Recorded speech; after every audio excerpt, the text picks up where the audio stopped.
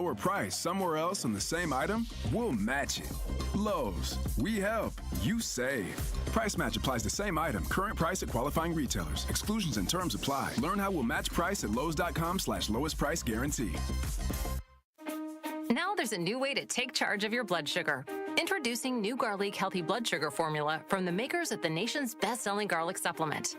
New Garlic helps maintain healthy blood sugar levels with clinically supported levels of garlic, plus a custom blend of vitamins and minerals. And it's odor-free. Take charge of your blood sugar with New Garlic Healthy Blood Sugar Formula. These statements have not been evaluated by the FDA. This product is not intended to diagnose, treat, cure, or prevent any disease. Use as directed. The views and opinions expressed on this program do not necessarily reflect that of the staff and management of Good Karma Brands, but are the sole responsibility of the host and guests of this particular show.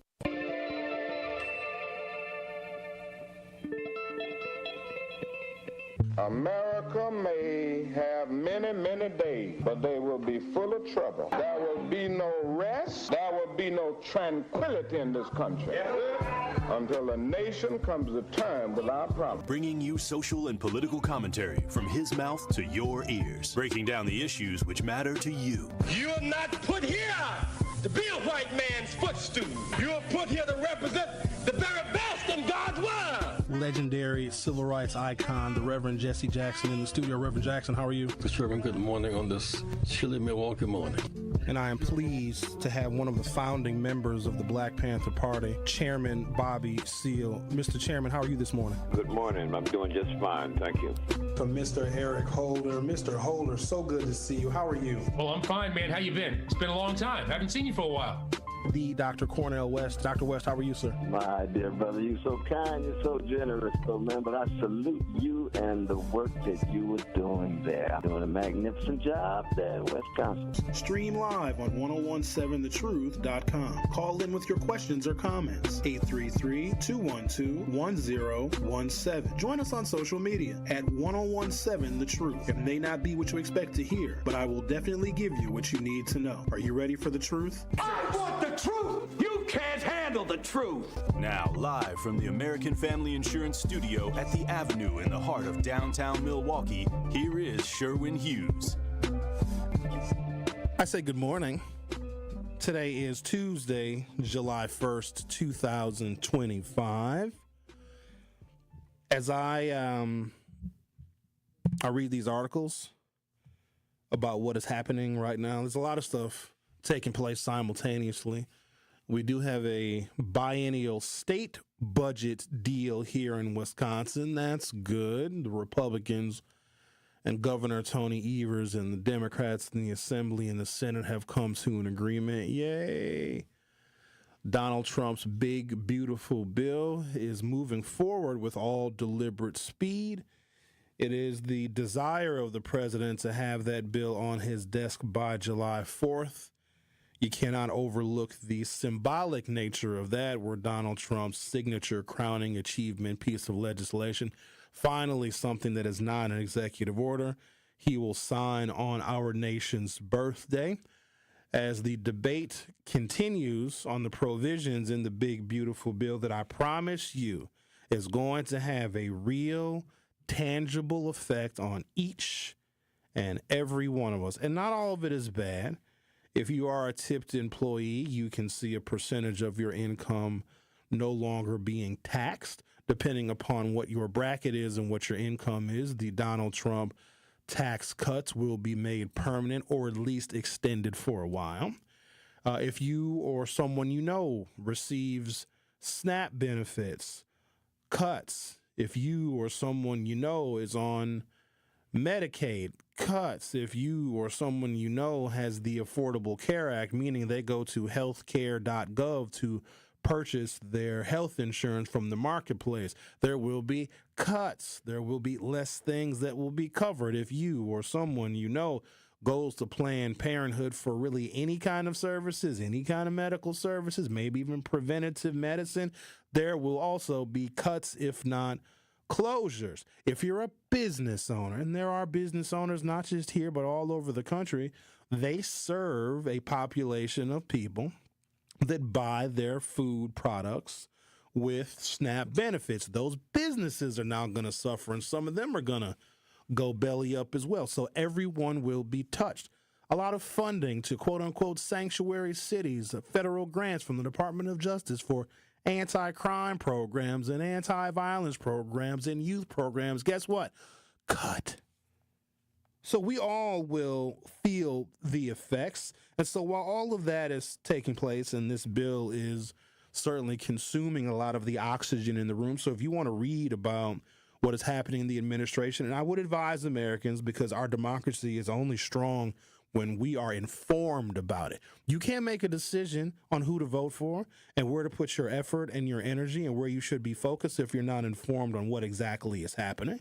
Okay, so I would encourage people to find credible news sources, which more and more I am looking overseas at European news sources, because they have a way of being much more honest about what is happening in America than journalists here in this country, because I think there are still some media outlets, I can't tell you to what extent, but I believe there are media outlets in this country that are afraid of being honest and issuing strong rebukes of Donald Trump. I think that they're cautious.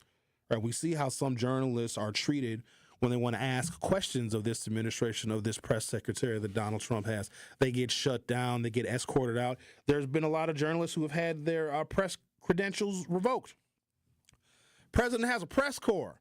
It's a bunch of journalists from a bunch of different news outlets, NBC and the ABCs and the CNNs and the MSNBCs. Sounds like a bunch of alphabets. The LGBTQ, I don't know, whole bunch of different news organizations. It's like 100 people in the press corps. What the Trump administration has done has essentially eliminated any of those news organizations that have been seen as decent and unbiased, or maybe a little bit left-leaning. They are no longer a part of the White House press corps. So some of the information that we get here in the United States is propaganda. But the UK Guardian, not propaganda. The BBC, which myself and Dr. Ken appeared on last year, not propaganda. And the UK Independent, also not propaganda, because Europe has its sights firmly set on what the United States is doing. Because as goes the United States, potentially so goes Europe, especially if we're talking about international and global conflict. So with all of that going on, there's something else afoot. So you know that there is an obsession of this administration with deporting the illegals. Now, how American politics works from the executive level is you have to tell the American people something that they are likely to agree with or be okay with, something that sounds reasonable, something that sounds palatable. See, this is what you tell the American people to get them on board with a proposal. You tell the American people to go back 20 plus years. You know, I think Iraq has weapons of mass destruction. You tell the American people something that might be reasonable, like, you know, that's Saddam Hussein. He's committed some human rights abuses, and he probably has weapons of mass destruction, and we don't want him to commit another 9/11. All of that sounded very reasonable. You got to remember, a quarter century ago, we were really concerned about global terrorism. Seeing those Twin Towers get hit by planes and then pancake on themselves, and then mysteriously, World Trade Center building number 7 that wasn't hit by anything, well, it miraculously collapsed on itself as well. And it's just, I don't think it's coincidence. It's just kind of a random thought that is where the FBI and at the time Mayor Rudy Giuliani had records in World Trade Center building number 7, and it just happened to collapse as well. However, I digress. You got to tell the American people something that is reasonable. You got to tell the American people these illegal immigrants are committing crimes and they're murderers. We got to get the worst of the worst, because this is what you got to tell the American people, because it sounds reasonable. It sounds reasonable that we would deport people that snuck over the border because they are fugitives from justice in their own country. Almost nobody would disagree with that. I'm sure you could find some old lefty, liberal lefty with blue or purple hair. You probably could find one of them saying, no, let the criminals stay. I'm sure you probably could find a couple of those. But the vast majority of American people, American citizens would say, yeah, we agree, we're on board.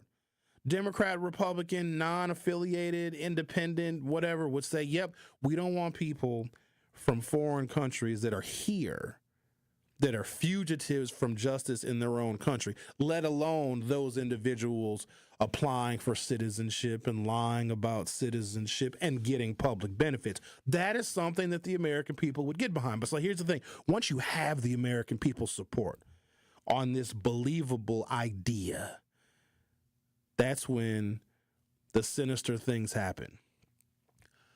I want to give you some details of how the Department of Justice had issued essentially a bulletin that very few of us paid attention to. Because they issue a lot of stuff. So every single federal department under the auspices of Donald Trump, and these are not even necessarily the most qualified people to run the Department of Labor or the Department of the Interior or the Department of Commerce. These are people who are loyal to Donald Trump. So they're not the most qualified. No. They're not no. Their qualification is their loyalty. And this might be relatable for some of you because I have seen places and institutions where the people that may work, and it could be, I don't know, a bank, I don't know what it is, some business where the employees suck. They're horrible, but they're loyal to the CEO. Well, America is being run in that particular way. The people are not the best. No one would agree, not even the Kennedy family would agree that Robert Kennedy Jr. is the best person to be Secretary of Health and Human Services. He is an anti-vaxxer with a heroin addiction problem that admitted to having a worm in his brain. Just on a bunch of different, planes, he was not qualified. But him and Trump are buddies if you're loyal to Donald Trump. So each department is issuing, like bulletins and how they're going to change things, and they're firing a lot of people. They want to slash the federal budget. So it's all very overwhelming, and it would be a full-time job, quite honestly, to follow every single thing happening every single moment of every single day in every single federal department, et cetera, et cetera. But while all that is going on, but this is also a part of the strategy, and let me give the Trump administration a tremendous amount of credit. I will give credit where credit is due. And because I am giving credit does not mean that I agree with this strategy, but it's working. Just flood the system. Just overwhelm people with stuff. Make shocking remarks. Have a press conference in which people are in disbelief of what is being said. Then throw tariffs in. So if there's not enough stuff going around to confuse people, put on some tariffs, but then take them off again. And then when it seems like things are getting kind of calm and things are getting kind of quiet, say that we're going to pull out of NATO or make NATO countries pay more money. Like they always have something that can consume the news cycle. So Americans are distracted because there's this thing that is happening underneath all of this, where you see 1,000,001 things happening, all of these different proposals and suggestions and the big beautiful bill and cutting Medicare and Medicaid and SNAP benefits and sanctuary cities and the deportations and the aggressiveness of ICE. With all of that, it's like a lot of smoke. You can't even really see what is happening. But underneath all of that, in this bulletin that I have discovered, and I'm going to share it with you today, where the U.S. Department of Justice is working to denaturalize American citizens. I need you to understand this now. There was also a recent Supreme Court ruling which came out on Friday.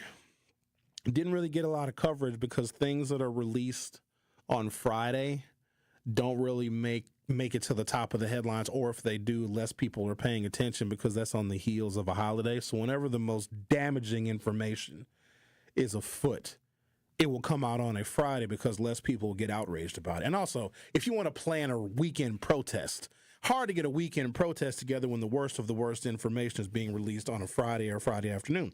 So it's essentially the Supreme Court saying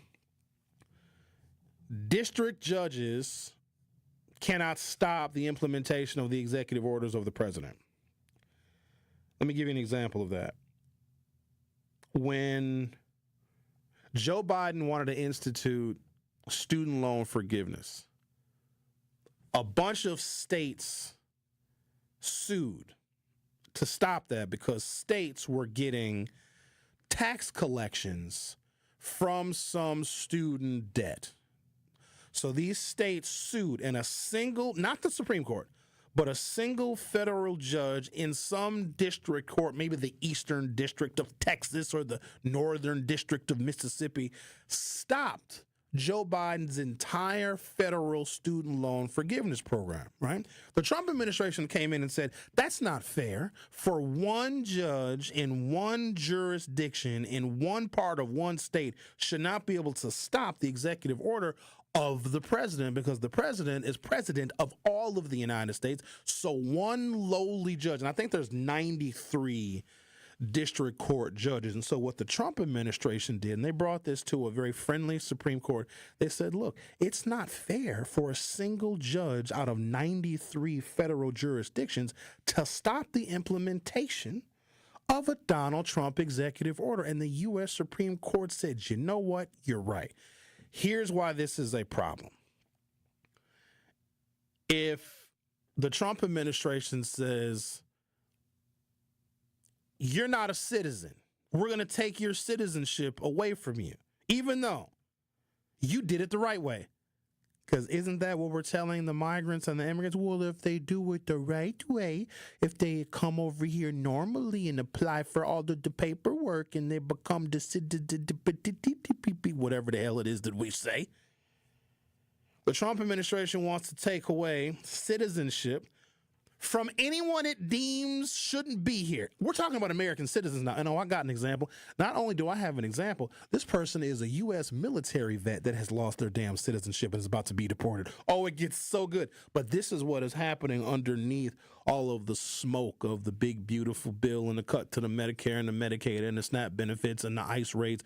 This is what they are quietly working on. So they got the Supreme Court to say, one district judge cannot stop a Trump executive order, meaning if the Trump administration says we're going to take away your citizenship and deport you, what that person could have done prior to Friday's Supreme Court ruling, and I'm going to need y'all to understand this because this is the future of the United States of America.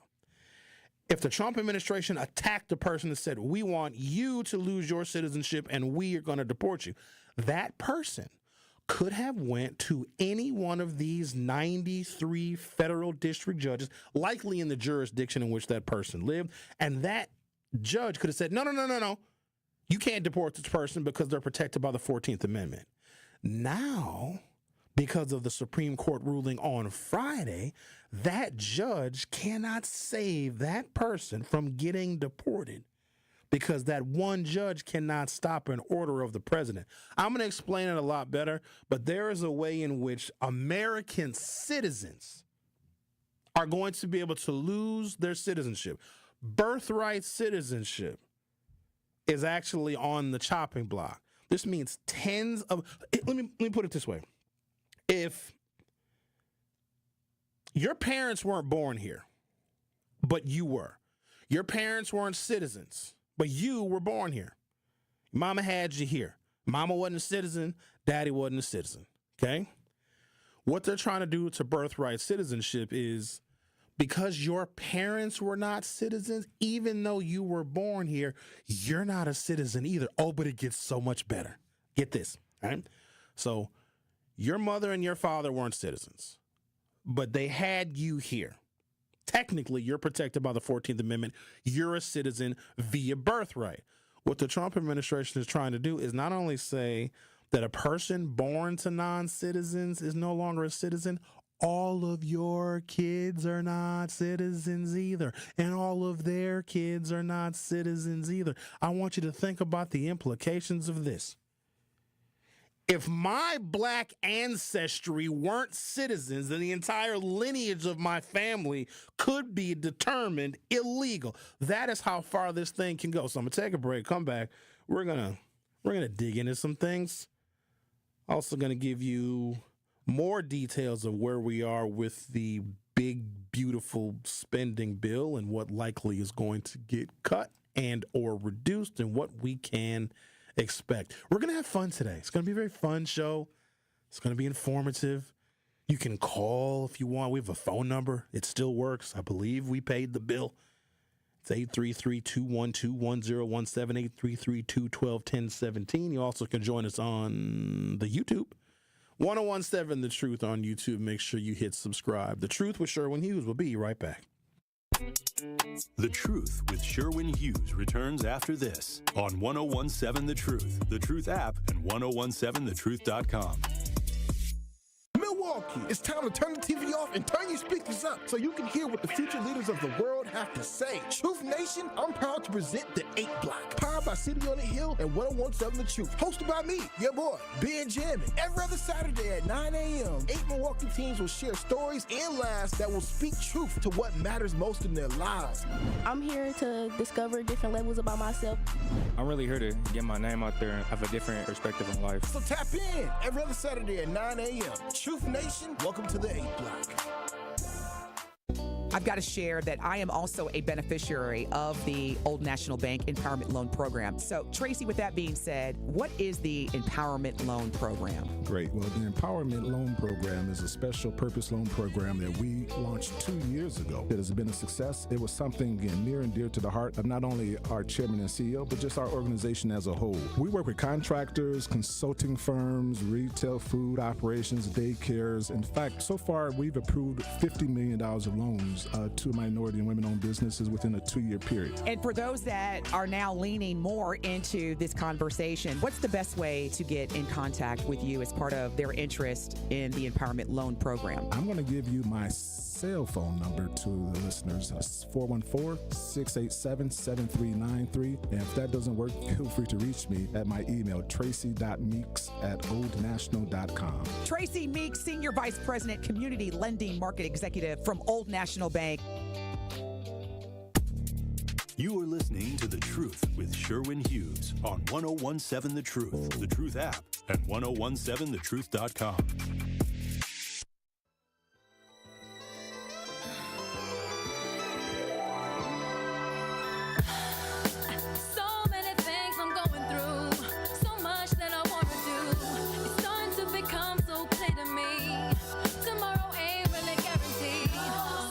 U.S. Department of Justice has begun to prioritize stripping naturalized Americans of their citizenship when charged with crimes, according to a recent memo. They're so cold with it, y'all. And I'm not trying to give this administration praise because they're using sinister and immoral tactics. But somebody in this administration is smart. They read the fine print that most of us didn't read.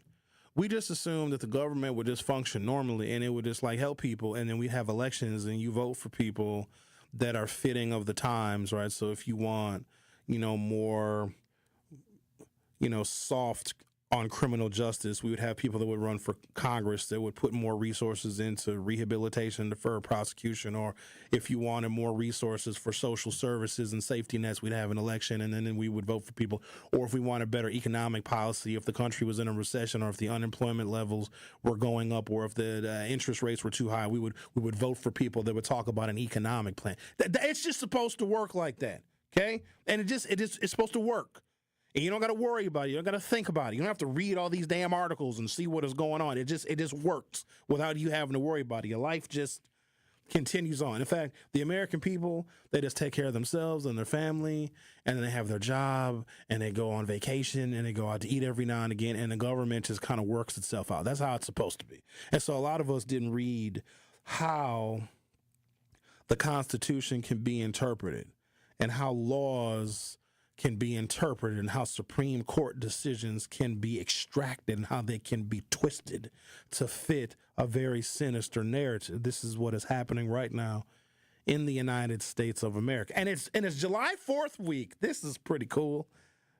Pretty awesome. Independence Day. Love it.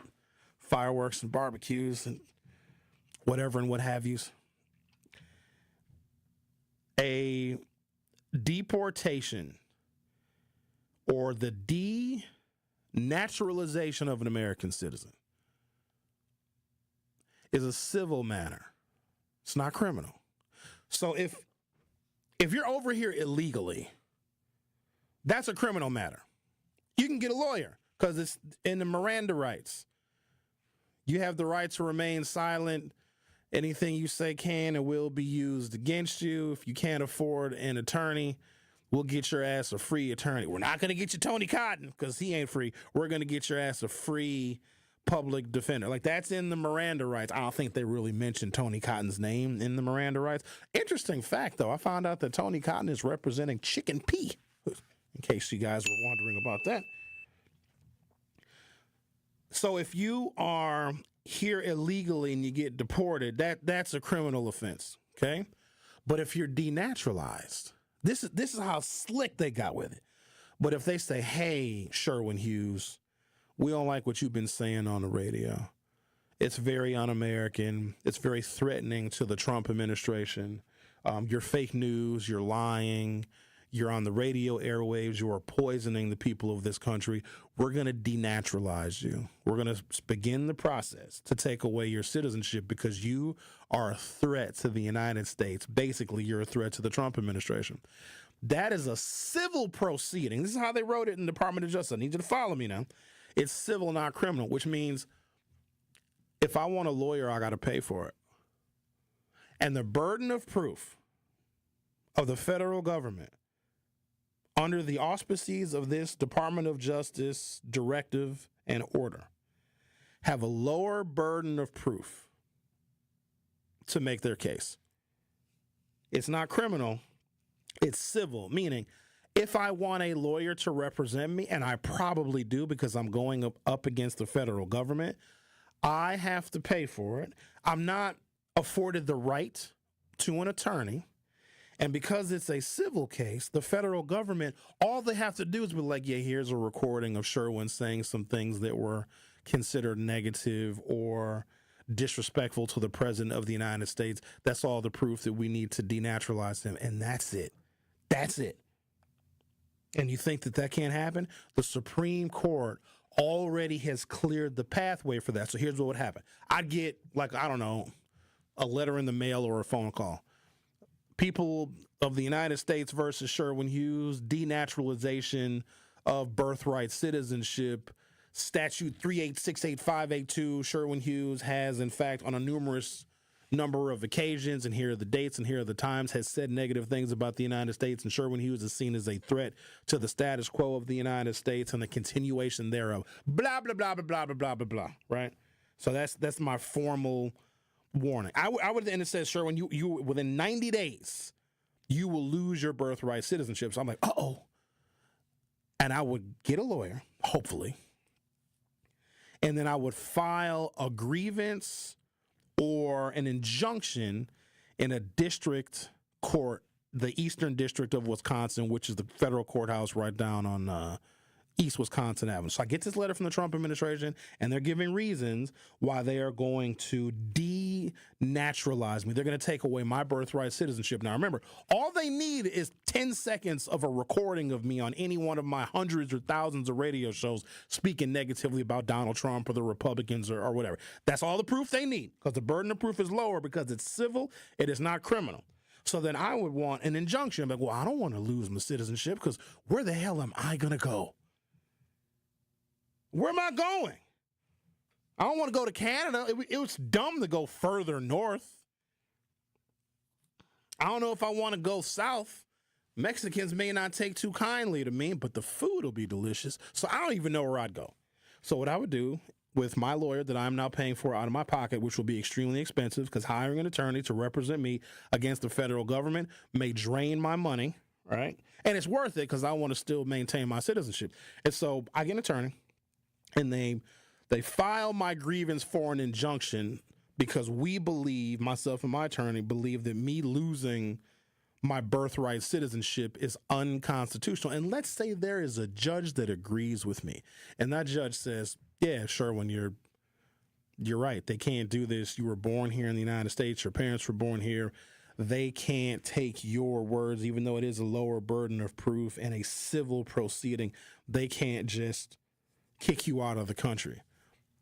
What the Supreme Court basically said, because that ruling that judge would make, in my case, would apply to everybody all at once who also received those letters from the Trump administration trying to take away our naturalized citizenship or our birthright citizenship. What the Supreme Court just said is that judge's ruling doesn't matter. The Trump administration can still do it. I'm going to take another break. When I come back, I got a couple of articles, and there's tons of them that are popping up, basically stating what I just said. And so what they're doing, though, is they're starting with the worst of the worst people that we all would agree don't deserve to be citizens. So these are naturalized people. They're not starting with birthright, but they're going to end up with birthright. There's a specific, I have a list of crimes. If you commit these crimes, you will lose your citizenship, okay? You know what one of the crimes is? Oh, you're going to love this. This is going to speak directly to you, black folks, and white people too, but really to us. Fraud on a PPP loan. They literally, of all the crimes, murder, child sex porn, of all the crimes under the sun that they could list that would qualify someone for denaturalization or qualify someone to lose their citizenship, PPP loan fraud.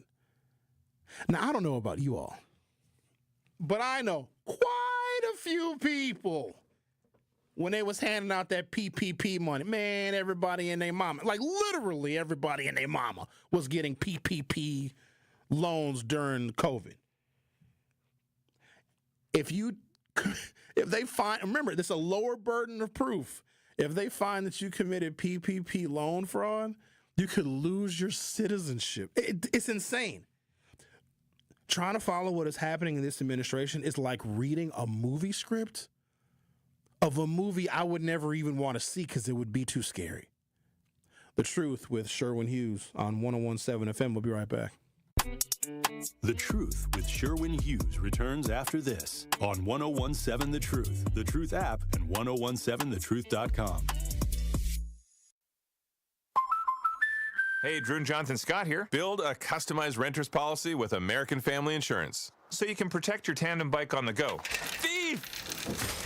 Oh, he is struggling with that two-seater. Life's better when you're under American Family's roof. Insure carefully, dream fearlessly. Get a quote and find an agent at amfam.com. Some exclusions may apply. Products not available in every state. American Family Mutual Insurance Company, SI, and its operating companies. 6000 American Parkway, Madison, Wisconsin. It's time for Truth Takes, a thought-provoking commentary on the award-winning 101.7 The Truth. Here is Carrie Noni with her truth. You know, sometimes the mundane isn't a burden, it's the beauty of living. I came to this conclusion after recently watching the movie Subservience on Netflix. It's a crazy film, y'all. I would suggest you check it out. But it's a story that explores our relationship with technology and how it's programmed to take our burdens away. This movie really got me thinking about how much we're wired to avoid struggle. We create tools and shortcuts to make life easier, whether it's robots, apps, or even outsourcing everyday tasks. But in the process, we risk forgetting the value of the little things we go through every day. Sure, folding laundry or grocery shopping might feel like chores. I literally dread cleaning up. But isn't there something grounding about them? Something that reminds us we're human. Life isn't just about the highlights or the easy parts. It's about the messy, repetitive, and sometimes inconvenient stuff too. Think about it. Who would you be if you didn't have to face the small frustrations that test your patience, or the routines that push you to show up for yourself or the people around you? The mundane moments, the ones we rush to escape, are often the ones that shape us. If life was nothing but convenience, where's the growth? Where's the grit that teaches us resilience? And most importantly, where's the appreciation for the moments that do take our breath away? So maybe the next time you find yourself annoyed by the daily grind and are on the brink of crashing out, you pause, you breathe, and remind yourself that the beauty of life isn't just in the big moments, but in every little thing that makes them possible. This has been Truth Takes on the award-winning 101.7 The Truth. Listen to Jammin' with Juice with Ben Jammin' and Carrie Noni weekdays from 7 a.m. to 9 a.m.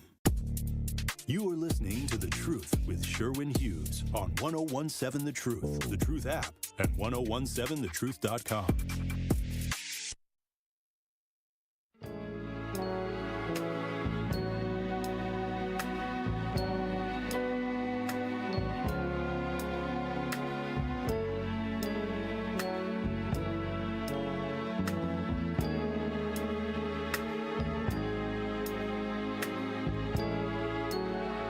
In one of his first acts as the 47th President of the United States, Donald Trump signed an executive order aimed at ending automatic citizenship rights for nearly anyone born on U.S. territory known as birthright citizenship. It's a policy he's long promised, but implementing it won't be easy. After multiple legal challenges blocked the order from taking effect, the Supreme Court is now due to consider the case. Trump's order seeks to deny citizenship to the children of people who are either in the U.S. illegally or on temporary visas. Most legal scholars say the president doesn't have the power to unilaterally change the law in this area, which is based on an amendment in the U.S. Constitution. Let me be clear. This article, I'm giving you some context here. This article is from May. And so in this article, it says the U.S. Supreme Court has yet to take up a case. Well, they took the case up and it was settled on Friday. That this essentially stripping someone of their citizenship, the details of which will be defined by the Trump administration, can move forward. Because typically, when it's a matter of a constitutional amendment, any federal judge in any of the 93 jurisdictions can stop this Donald Trump executive order. So if the Trump administration says, we're going to take your citizenship because we don't want you to be here, or we don't like you're protesting on college campuses and you're anti-Semitic and you're pro-Palestinian, that individual could get an attorney and file an injunction in federal court.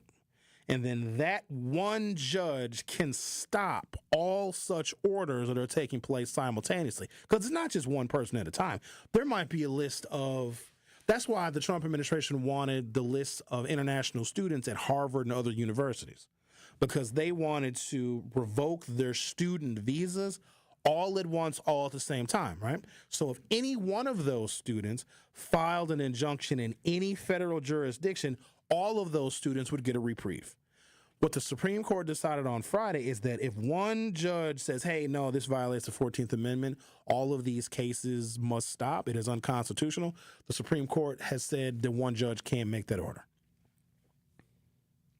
Trump's order seeks to deny citizenship to the children of people who are either in the United States illegally or on a temporary visa. Most legal scholars say the president doesn't have the power to unilaterally change the law in this area, which is based on an amendment in the U.S. Constitution. The first sentence of the 14th Amendment, which most of us haven't read. I've read it. Most of you haven't read it because you don't really need to. You know what I mean? It was written a bunch of white guys a long time ago. You know what I mean? You don't really got to read it because it's already been written down. But it says, all persons born or naturalized in the United States. And notice that they use born. So naturalized means you did it, quote unquote, the right way. You came over here, you went to the immigration office, you said, hi, I want to be a citizen. The immigration office said, ooh, fill out this paperwork and then go over here for 2 or 3 years and come back in 6 months and fill out some more paperwork. They did it the right way. You know how you see those, I don't want to laugh, when they do those, what do you call it? It's not a graduation, but like that session where you, I can't, don't make me laugh. When you have all those people in the room, like they're getting their citizenship all in one, like it's a ceremony, right? It's like 50 people in a room and they all look different. Some have hijabs on, some are wearing turbans. None of them speak English hardly. And they swear them all in. They're really beautiful ceremonies because these are people getting their U.S. citizenship. You guys got to know what I'm talking about. These ceremonies and they'll have like local news there interviewing the people. I am so happy to be a man that can't see they saying. Maybe Giannis. Maybe Giannis had to go. Is Giannis a citizen? Hey, wait a minute now. Has anybody checked into... Like, I could see Donald Trump's, like, his people, his staff, people in his orbit, his supporters betting on basketball games. And if the Bucks are on their way to winning a championship, I could see the Trump administration deporting Giannis so that the Pacers advance in the championship. Rick just said that Giannis is not a citizen. That's crazy work. He could be deported. Yep, it says here, Giannis is not a U.S. citizen. He was born in Greece to Nigerian immigrants. And he hasn't even been here long enough to complete the process. I wonder what his visa is. What if Giannis doesn't go to the visa renewal appointment? Because you have to go to a place. You got to go to an immigration office and sit down and talk to people and be interviewed and fill out paperwork, and then they'll extend your visa unless they change that process. So I come to find out yesterday that a woman named Jane Eugene, who was a lead singer of a 1980s and 90s R&B sensation, Loose Ends, she's getting deported because she overstayed her visa. Like, Loose Ends, they probably have, if not Grammys, certainly Grammy nominations. She's being held in a detention facility in New York, and they're about to deport her. Now, here's the thing, though. She overstayed her visa by more than 6 months. Jane Eugene overstayed her visa by more than a year. She overstayed her visa by 19 years. But hold on, though, before you guys get all judgy. Hold on, relax. They give exceptions for people that are creators and have provided something of tremendous and immense cultural value to the American people. And I'll play Loose Ends all the time. Loose Ends have been bumper music on my radio shows going back to the very beginning. And the lead singer, Jane Eugene, is currently about to be deported. And because she overstayed her visa for so long, listen to me now, she may not ever be able to come back to the United States. So I don't know if Loose Ends had an American tour planned, but they're probably going to have to cancel the tour. The first sentence in the 14th Amendment to the U.S. Constitution establishes the principle of birthright citizenship.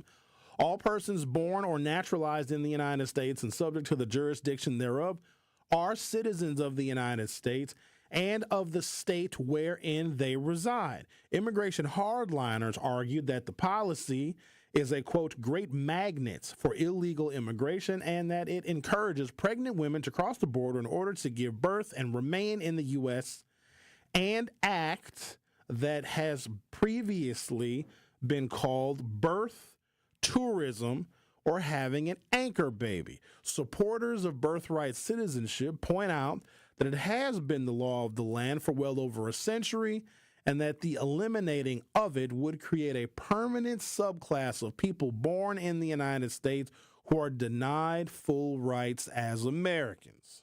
The concept of birthright citizenship, also known by the legal term as jus soli, Jussoli, just soli, sounds Latin, is based in English common law and was generally accepted to apply to white men throughout early American history, meaning if European settlers came over here and a European lady got European pregnant by a European man and they had a baby, that baby is now an American, beginning the lineage of American whiteness in the colonies. That is what this birthright, and also it helped us out too as slaves. If you're born here in America, even though my parents may have been, not my parents, I mean, my parents are old, but not that old. If my ancestry was born in Africa, my parents were born in Africa, but I was born in the United States, then I would be granted birthright citizenship under the 14th Amendment. I'm going to take a break, come back.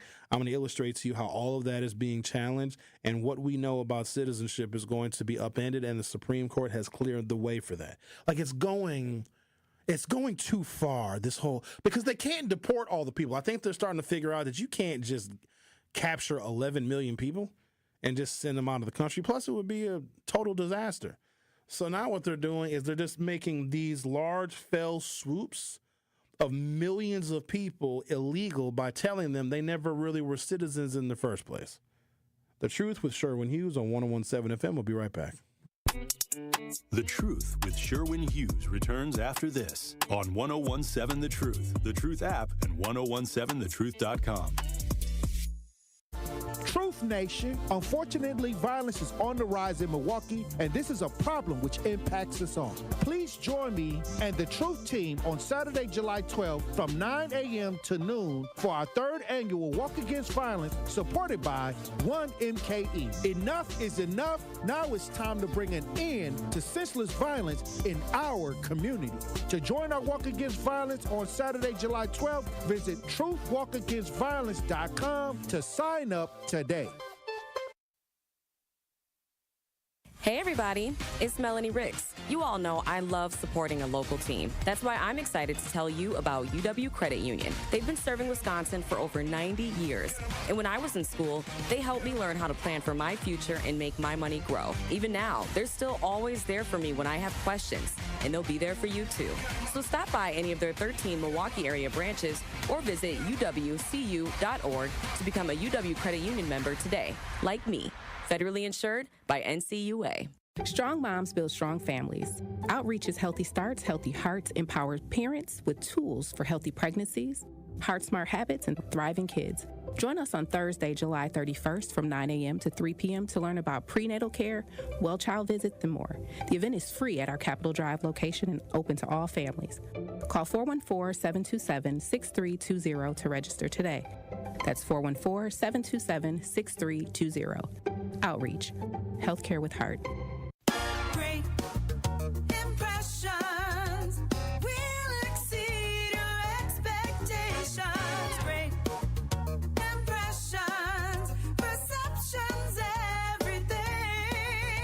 At Great Impressions Graphics and Printing, they've been proudly serving the community for over 26 years. From their location at the corner of 54th and Burleigh in Milwaukee, their dedication to quality and customer satisfaction has made them a trusted name in printing and design. Great Impressions offer a wide range of services, including banners, posters, yard signs, business cards, programs, and postcards. Plus, they specialize in custom apparel printing, perfect for family reunions, sports outings, business promotions, and more. For your next project, visit greatimpress.com. That's greatimpress.com. Great Impressions. They're here when you need them. Great impressions, perceptions, everything. You are listening to The Truth with Sherwin Hughes on 1017 The Truth, The Truth app, and 1017thetruth.com.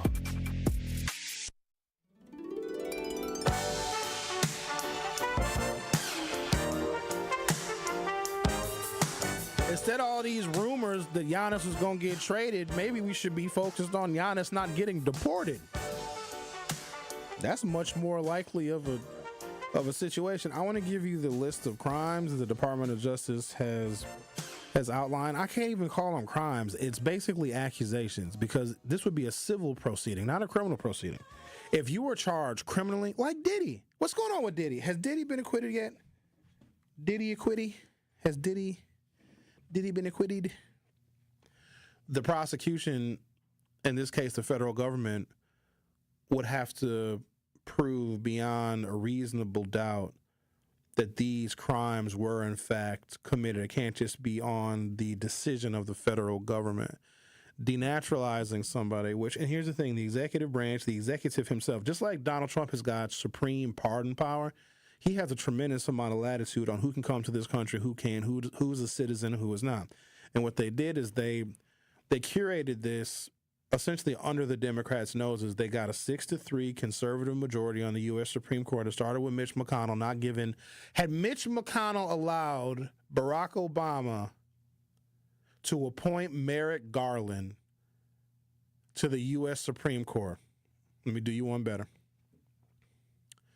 And Ruth Bader Ginsburg, had she stepped down instead of dying, I ain't never been mad at somebody for dying before. Damn. But Ruth Bader Ginsburg, who was 286 years old, and then got like pancreatic cancer at like 85. She was like, no, I'm going to still stay on the court. She got appointed in, must have been 93. Bill Clinton appointed her. That's 32 years ago. Well, she didn't serve that long. She died in 2017, maybe 2018. Couple of things. Had Ruth Bader Ginsburg stepped down when Barack Obama was still president, boom. Had Mitch McConnell not held up the appointment of Merrick Garland, boom. And then do you one better, if Hillary Clinton would have gotten elected president, you'd have a 6-3 liberal majority on the U.S. Supreme Court, meaning like abortion and all this immigration stuff none of this stuff would have come to fruition. When they say elections have consequences, they really, really mean it. So because the president has got an incredible amount of latitude on who can come to this country, who can't, who's a citizen and who isn't, I don't know if anybody took into account that Donald Trump might look for an extreme version of that interpretation of him, essentially, almost solely by himself, even without Congress, can determine who can and cannot come to this country. Now, Trump needs Congress for like the border wall, for funding priorities. Trump needs Congress to hire more ICE agents and to fortify the Department of Homeland Security. He needs Congress for that. But in making the determination of who is and who is not a citizen, who can and cannot stay, who can get a student visa, who cannot get a student visa, whose student visas can be revoked, et cetera, Trump has that say-so. So when the Supreme Court made their ruling when Joe Biden was president, that said essentially the president can do whatever they want as long as they're acting in the course and scope of the presidency, which basically means anything the president does, the president is doing as president. You know what Joe Biden should have did with that Supreme Court ruling? Because remember, that Supreme Court ruling was made while Biden was president. Biden should have said, so I'm not leaving. And Joe Biden could have said, I'm going to stay president because I'm acting as president by staying president because I, Joe Biden, don't think that Donald Trump would be good for this country. So Joe Biden could have lost the election, be like, yeah, I'm just going to stay. And if anybody had anything to say about it, Joe Biden would have activated the military and then he would have transferred his power to Kamala Harris. Like that could have happened. But Joe Biden was like, no, let me just fade on out of here. He should have taken advantage of that Supreme Court ruling, basically saying the president has carte blanche and has immunity from essentially anything, immunity from prosecution. Instead, Trump is using it. And American citizens might lose their birthright citizenship. So here we go. I got the list of crimes here. Here we go. The civil division. Remember, this is not criminal. If it's civil, if they're taking your citizenship, birthright or naturalized, the burden of proof is low. It's basically a Trump decision. He can say, all black people on the south side of Chicago, you're no longer citizens. And nobody could challenge it. And the Supreme Court would say, well, Donald Trump did that acting as president, so there's not really a whole hell of a lot that we can do. And if those black people on the south side of Chicago who have just had their citizenship revoked, went to the Southern District Federal Court in Chicago and got a judge to file an injunction, then the U.S. Supreme Court would re-intervene and say, yeah, judge, you can't stop the Trump order from taking away the citizenship of all the black people on the south side of Chicago. So it says the civil division shall prioritize and maximally pursue denaturalization proceedings in all cases permitted by law and supported by the evidence. Remember, the evidence can be very, very scant, few and far between. To promote the pursuit of all viable denaturalization cases available under U.S. Code Section 81451 and maintain the integrity of the naturalization system while simultaneously ensuring an appropriate allocation of resources, blah, blah, blah, blah, blah. Here we go. Cases against individuals who pose a potential danger to national security, including those with a nexus to terrorism, espionage, or the unlawful export from the United States of sensitive goods, technology, or information raising national security concerns. That could be me. Some of what I say about Trump, being honest and telling the truth about how he is damaging this republic and the moral fiber, could be and would be interpreted by Donald Trump as me being a threat to national security, because I'm a threat to him. 2, cases against individuals who engage in torture, war crimes, or other human rights violations. They say these cartel people, all of the MS-13 people, they call those folks war criminals. Cases against individuals who further the unlawful enterprise of criminal gangs, transnational criminal organizations, and drug cartels. I'm going to pause there. When I come back for hour 2, I'm going to give you the rest of the crimes that can get you to lose your citizenship under the Trump presidency. The Truth with Sherwin Hughes will be back for hour 2. The Truth with Sherwin Hughes returns after this on 1017 The Truth app, and 1017thetruth.com.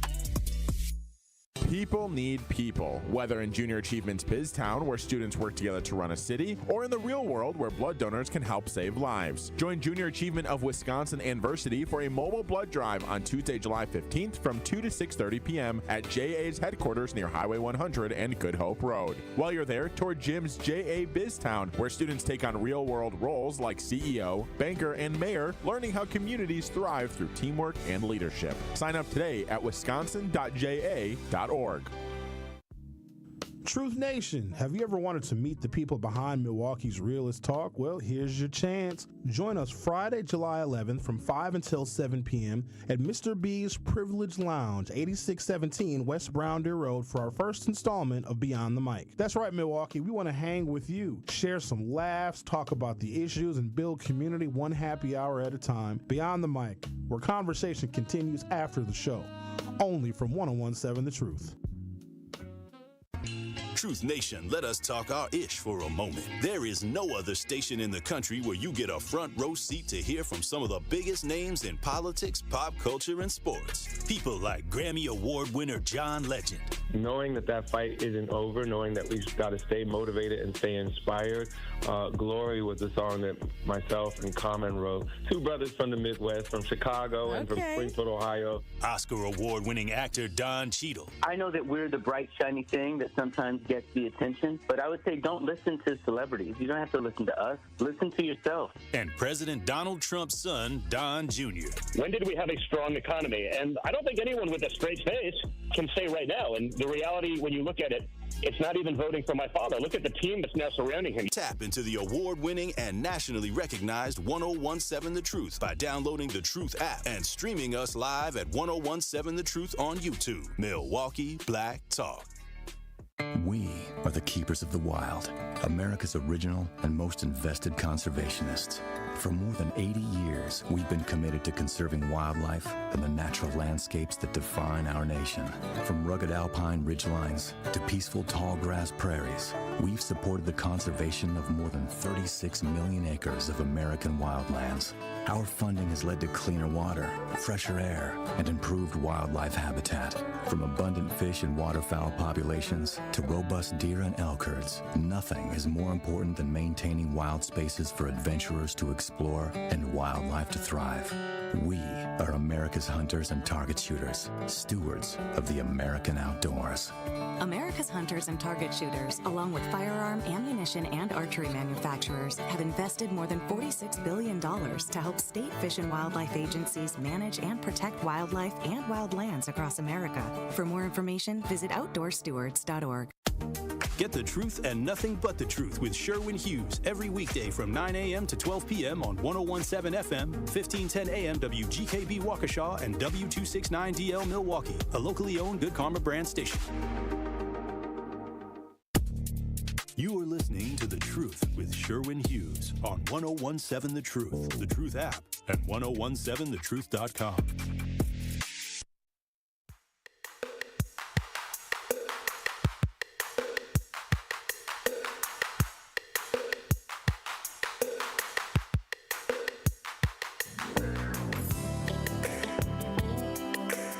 Welcome to Hour 2 of The Truth with Sherwin Hughes. We have been discussing the, new criteria, I suppose, for someone losing their citizenship.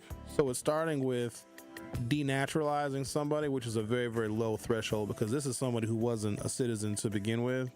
And if they commit certain crimes, or I don't even want to call them crimes, they're accusations. If you're accused of certain things and you are a naturalized citizen, meaning you went through the process to become a citizen, if you do certain things or commit certain acts that some of this stuff is constitutional and some of it is legitimate, very little of it is illegal. Having an affiliation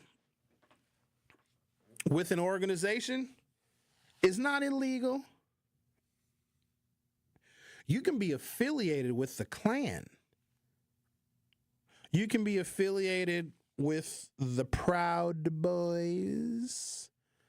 You can be affiliated with the Aryan Nations. And when I say affiliated, you don't even have to be in the group, but like your brother or your uncle is a member. Like that's an affiliation. What the Trump administration is saying is that your affiliation with one of these quote unquote Mexican gangs or cartel gangs is enough to get you denaturalized. So no fault of your own. You're a hardworking person, just a regular old normal person. You did all the things properly and you got your citizenship, but your brother or your nephew is a member of MS-13. Well, you're affiliated, so we can take away your naturalized citizenship. That's not a crime, these affiliations, but it's interesting who it's going to apply to. Because I would argue that the KKK and Aryan Nations and the Proud Boys and the Boogaloo Boys, and a lot of cops are Boogaloo Boys, a lot of law enforcement are in that white nationalist, white separatist groups. Don't believe me? They got the tattoos. Do they do an inventory? When you become a police person, do they take an inventory of the tattoos that you have? Because tattoos can symbolize these different white nationalist affiliations. There was an article I talked about many years ago where it gave like certain insignia that people may get tattooed on them. I think Pete Hegseth has got like an Iron Cross. Doesn't he? He's got some white nationalist tattoos. I'm almost positive he does. Because he posed with his shirt off and it shows his tattoos, and I think he's got some white nationalist affiliations. So technically, Pete Hegseth, under a Democratic administration, because of his affiliation with white nationalism and the Proud Boys and people that are affiliated with the Proud Boys and the Boogaloo Boys and the Klan and the Aryan Nations, could be subject to deportation too. Now here's what's crazy. I would actually be okay with that. Ain't that something? And I'm someone who is like pro-democracy, pro-freedom of speech, but if your existence and your affiliation is with an organization that was founded and curated to stifle my progress as an African American, then I actually want you deported. And I know that I shouldn't say that, but if given the opportunity, I would denaturalize every racist. And if we get a Democratic president, they could do that. Because remember, this is a civil proceeding. If you said the N-word once, that's enough for me to say, oh, yeah, you're a racist, Morgan Wallen.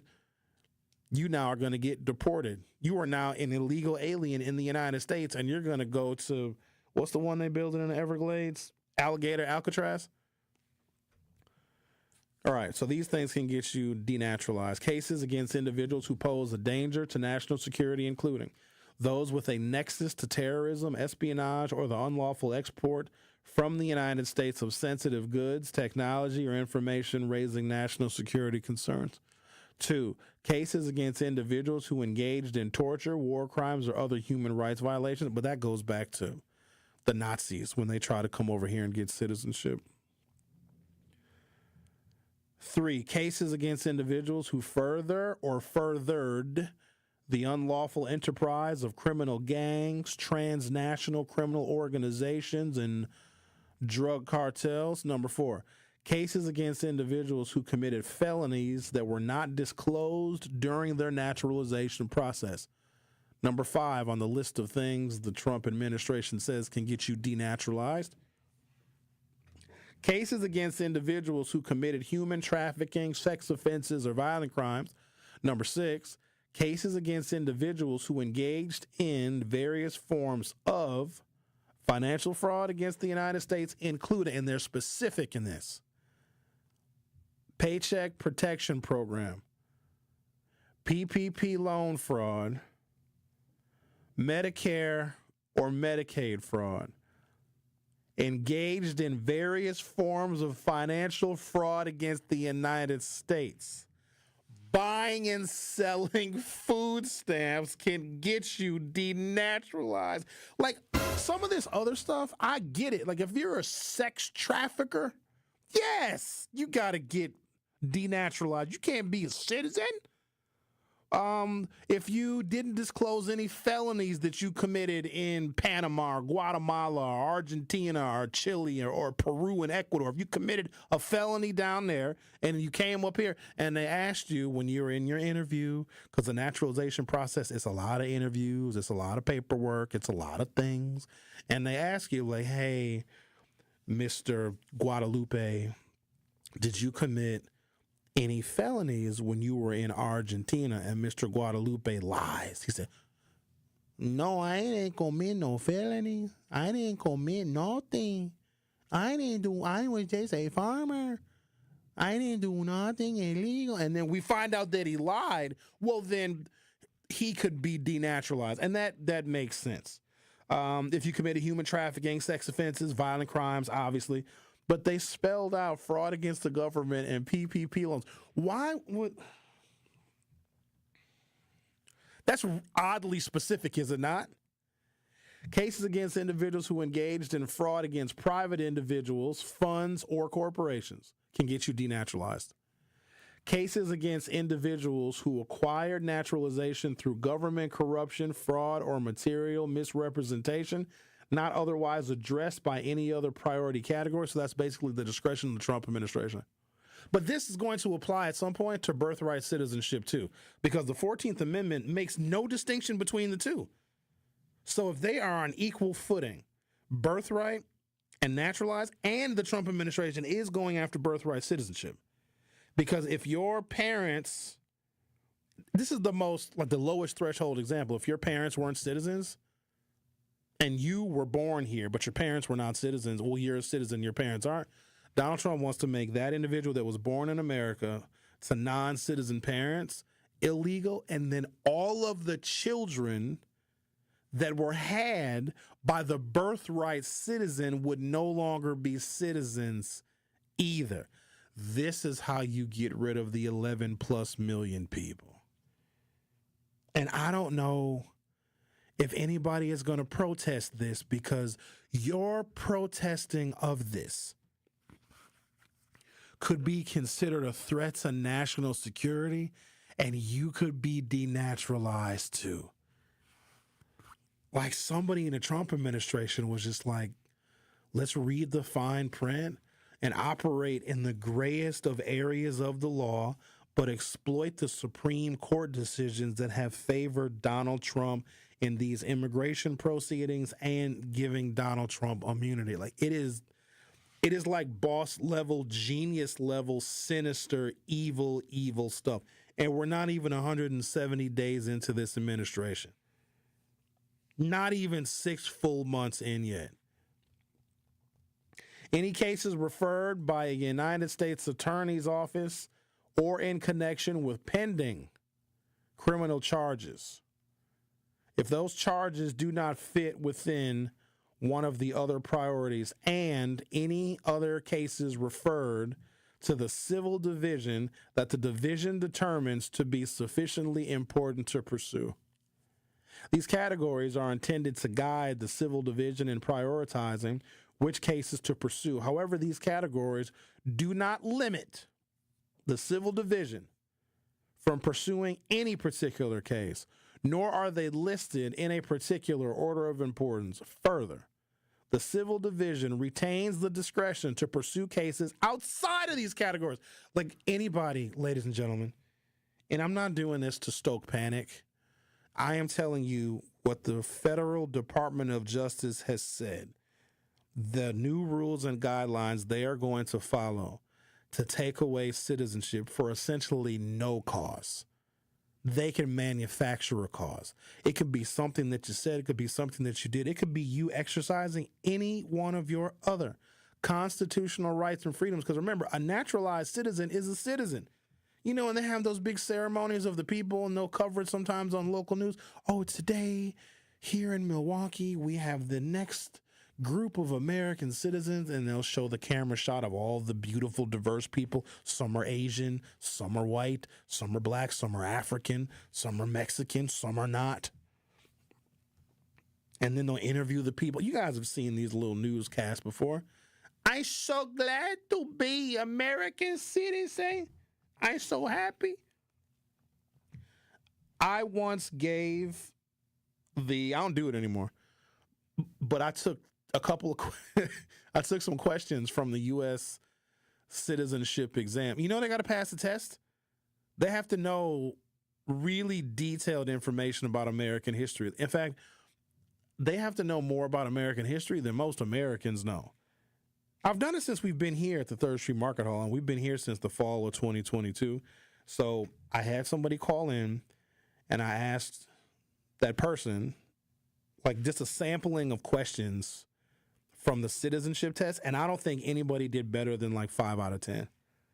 Meaning Americans, now we don't have to worry about that because most of us are naturalized. Or no, actually, most of us are birthright. We were born here. So we don't have to worry about taking the citizenship test. But I find it funny and ironic that most Americans cannot pass a test that naturalized citizens have to pass. And there's something dangerous about that, too.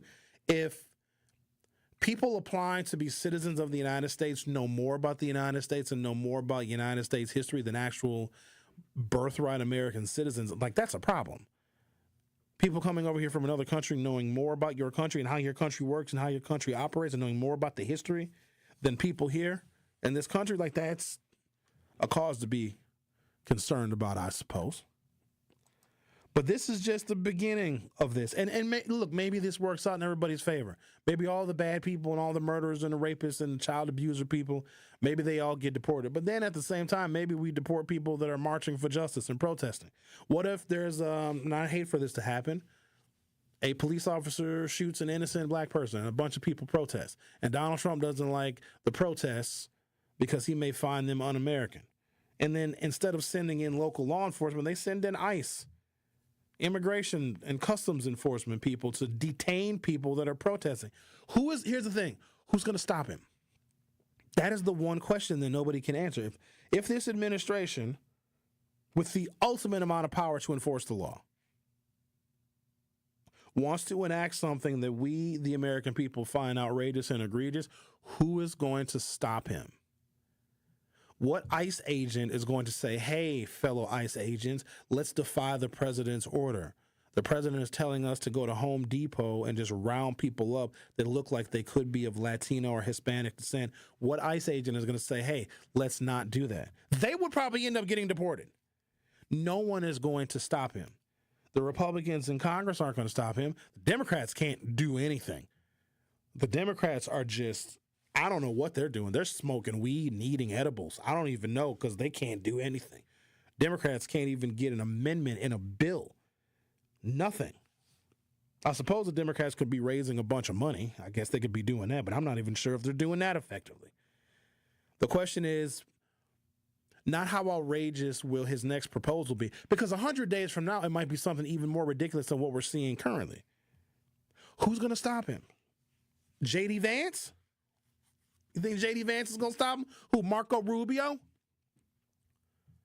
Who's going to stop him? RFK Jr., who's got a worm in his brain? You guys remember that story where the current Secretary of Health and Human Services, he didn't he kill a bear? He found a bear. I'm not kidding you. He found a dead bear. And he put it in his car. And he drove it to Central Park in New York. And then he found a bicycle. And he took the dead bear that he found somewhere that he drove to Central Park and put it on a bicycle and left it in Central Park. So when people went to Central Park to go for a walk or do whatever they do in Central Park, they saw a dead bear on a bicycle, and he laughed about that. This is the man that, you think he's going to stop Donald Trump from implementing some of this stuff? All right, I'm going to take a break, come back, try and reduce some of my outrage. I got another one here. Where's this other story that I had?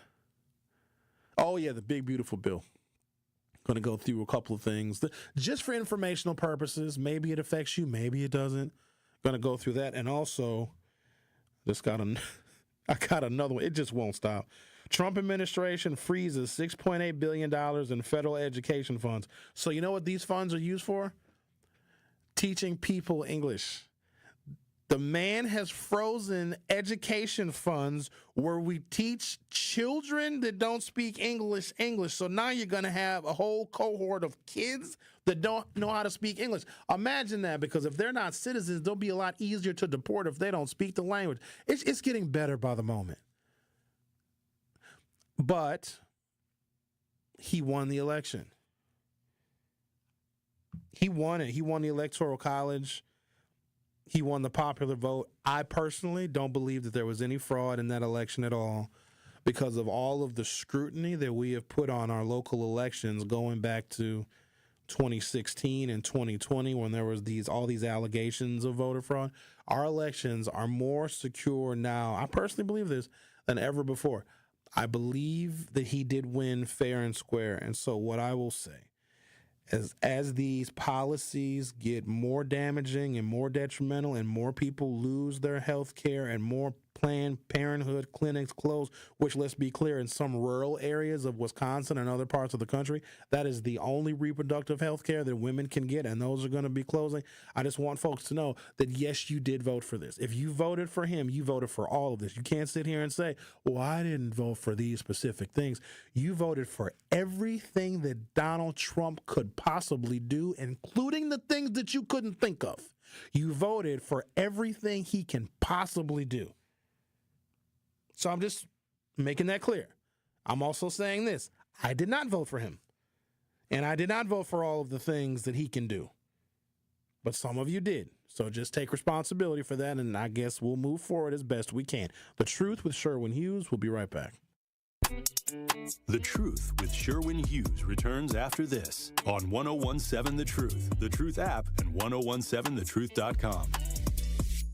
Truth Nation, are you looking for a fun opportunity to showcase your clothing line, restaurant, nonprofit organization, food truck, or small business? Well, look no further than doing it at our Truth Family Fest on Saturday, August 23rd from 11 a.m. to 3 p.m. at Riverside University High School. We are currently accepting vendor applications for our festival, and you don't want to miss out on this great opportunity to promote your business and be part of all the fun. To be a vendor at Truth Family Fest, visit truthfamilyfest.com and sign up today. I'm very familiar with Gruber Law Offices because they're always out in the community. Gruber Law Offices are known to be honest, hardworking. They're always involved in our neighborhoods. Gruber Law Offices make our community a better place. They are the best. For nearly 40 years, Gruber Law Offices has helped people throughout Wisconsin. If you're injured, we're here to help. One call, that's all. Wisconsin would not be the same without Gruber Law Offices. Ready to buy your first house, move into your forever home, or simply refinance? At Associated Bank, they've got you. With the right lending plan and guidance, you can achieve your dreams. Your financial goals are closer than you think, and Associated Bank is excited to help you reach them. Learn more at associatedbank.com/lending or ask a banker for details. Subject to credit approval, member FDIC, equal housing lender. Great impressions will exceed your expectations. Great impressions, perceptions, everything. At Great Impressions Graphics and Printing, they've been proudly serving the community for over 26 years. From their location at the corner of 54th and Burleigh in Milwaukee, their dedication to quality and customer satisfaction has made them a trusted name in printing and design. Great Impressions offer a wide range of services, including banners, posters, yard signs, business cards, programs, and postcards. Plus, they specialize in custom apparel printing, perfect for family reunions, sports outings, business promotions, and more. For your next project, visit greatimpress.com. That's greatimpress.com. Great Impressions. They're here when you need them. Great impressions, perceptions, everything. You are listening to The Truth with Sherwin Hughes on 1017 The Truth, The Truth app, and 1017thetruth.com.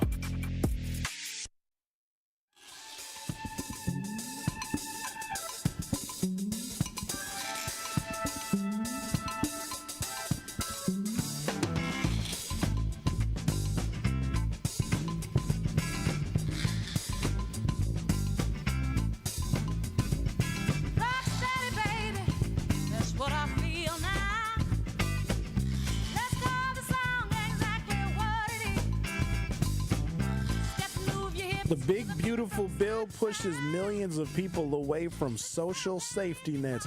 I always find it so ironic how many people don't want anyone to receive public benefits even when they qualify for them. And look, there's fraud. There's no doubt about it. There's fraud. But it's like the person sometimes don't even know that they're receiving public benefits because they think it's something different. You know that for I don't know how long, probably more than 5 years, there are people that thought Obamacare was a whole different kind of welfare health care program than the Affordable Care Act. Did you know that? That people thought, well, we got to get rid of Obamacare. Oh, okay, sure, we got to get rid of Obamacare. Well, what kind of health insurance do you have? I don't have Obamacare. I go to the marketplace and I have the Affordable Care Act. So there are people who might be receiving some kind of a benefit, but they may not know.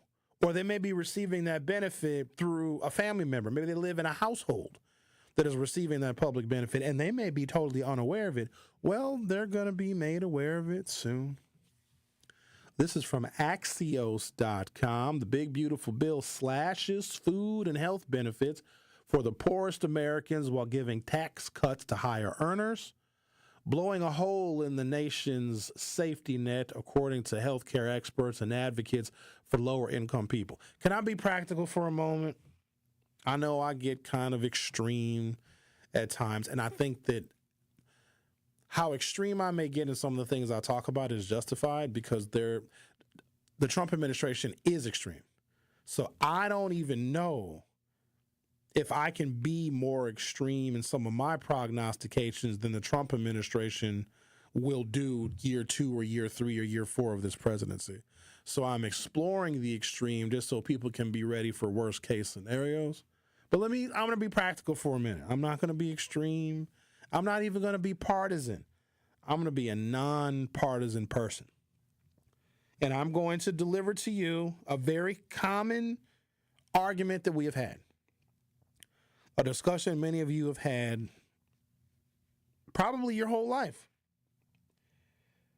Don't we want, and it's most fundamental, this is me being practical now, you got to listen up because I'm not going to guarantee my practicality all the time. Don't we want people that are able-bodied to work and not getting free things from the government? Isn't that the point? If you can work and contribute and be productive and you work and you can earn a wage and then you can pay your rent or you can buy a house and you can buy a car because you're working and you're productive and you're paying taxes and then we take those taxes and we invest them in the things that we need. Isn't that the point? Don't we want to kick people off of these government programs where they're getting free food and free housing and probably free healthcare?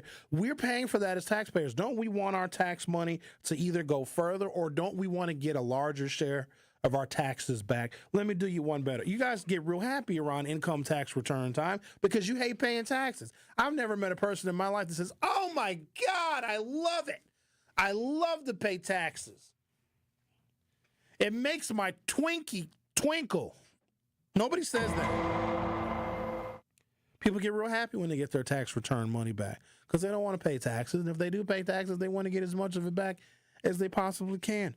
So what if we just kicked all these people off? What if you saw your paycheck go up? What if, because of the Donald Trump tax cuts and the elimination of a lot of these social safety net programs, your income went up by 25%. Wouldn't that be a net positive? You would have more money. You could save more money. You could invest more money. You could take more vacations. You can replace that leaky tire on your vehicle. You could buy a new car altogether. You could lease a new vehicle. Imagine if we cut out these programs, because here's the thing, these people can go to work. They can work. Go get a job, and then we won't have to pay them all these benefits. Isn't this a common discussion that we have had? You have all these people that are just sitting around lazy, not wanting to work, and they know they can qualify for government benefits. Well, if we cut the government benefits, if these people want to survive, if they want to eat, if they want to have a roof over their head, they're going to have to go and get a jobby job. God, everybody can get a job. There's people that are hiring all the time. I see help wanted signs. Just go and get a job. And plus, if we're going to deport a lot of the people, now you may not have your ideal job, but it's better than not having a job at all. Isn't having some job better than no job at all? What if the only job that's available is you got to go pick lettuce and strawberries? You got to go out to the field and pick, and they'll pay you an okay wage. What's a good wage to pick the lettuce and the strawberries and cucumbers and pumpkins and tomatoes? $17 an hour? Okay, that's $17 an hour more than you're making right now. Now, I know that's not your first choice job. Well, if you don't like that job, well, then go to school and get a degree in something, get a different job. But if we deport all of the people to pick all of the fruits and the vegetables and all of the things that we need to make a delicious salad, I love a good salad, by the way, in the summertime. I like a good Greek salad. I do. I like a little bit of feta cheese. I like some tomatoes and some cucumbers and some Kalamata olives. I love that. And a nice vinaigrette, a nice Greek vinaigrette. The salad to me will taste just as good if it's picked by a little immigrant illegal hands or by American hands. Just serve me my Greek salad. Experts say the cuts could unleash a tidal wave of pain, overcrowded emergency rooms, an increase in chronic health care issues, more medical debt, and more folks going hungry. But again, if you get a job, then you'll have health care because the job will probably give you health care benefits. I don't know why they're stoking all of this panic. Maybe this is what America needs. Sometimes, you need a kick in the butt to get motivated. And if you get that letter in the mail that says, hey, hi, we regret to inform you that you're going to lose your Medicaid, you're going to lose your Section 8 housing voucher, and you're going to lose all of your SNAP benefits in 90 days. But here's the thing. Everybody don't panic. Don't panic. They're telling you have 90 days. So you got 3 whole months to find a job. Some of you know how to do hair. Do hair. You can make a job. Everybody can work. Can they not? If the $4 trillion bill passes into law, and it looks like it's going to, it would be the biggest cut to the social safety net in decades, as the Washington Post noted. It's hard to know exactly where the bill will land, but it's on track to cut 20% of spending on food stamps or SNAP, with more than 2 million people immediately losing benefits per an estimate from the Congressional Budget Office provided to the Senate Democrats. Cuts in Medicaid could lead to 12 million people losing health insurance. But hold on, though, everybody relax. If you go and get a job, you can get health insurance through your job. You see how that works, so don't panic. 12 million people losing their health insurance, that's kind of a lot. That's more than twice the population of Wisconsin. But maybe we want these people to go and work and help out where there's shortages in labor. If you lose your Medicare and you got to go to work and go and get a full-time job so you can get your health care benefits, isn't that a net positive for us? Something like 30% of our dairy industry in Wisconsin, it might be more than that. 30% of our dairy industry, maybe more, is run by illegal immigrants. Well, that's not fair because they're taking our jobs from milking cows. What if I want to milk a cow? Sherwin Hughes can't go get a job milking a cow because all the illegal immigrants and the migrants are milking all the cows. And so if they cut the SNAP and the benefits from all of the people, and they deport all the illegals that are 30% of the labor in our dairy industry, look, there'll be so many cows to milk. A couple of weeks ago, I asked you guys to hook me up with a dairy farm because I wanted to just go on a tour of a dairy farm. All y'all did was send me a bunch of websites to dairy farms. You mean to tell me, and all of the people that are listening to this show right now, none of you know a dairy farmer? It's nothing but dairy farms in Wisconsin. We make all of the cheese. Y'all don't know no cheese makers? The Truth with Sherwin Hughes on 101.7 is going to come back, but before I go, I'm going to give you more details of what is likely to get cut and slashed and burned from the big, beautiful bill. So I just want y'all to get ready. Start dusting off your resumes because some of y'all are going to have to go and get jobs. I'll be right back. The Truth with Sherwin Hughes returns after this on 101.7 The Truth app, and 1017thetruth.com.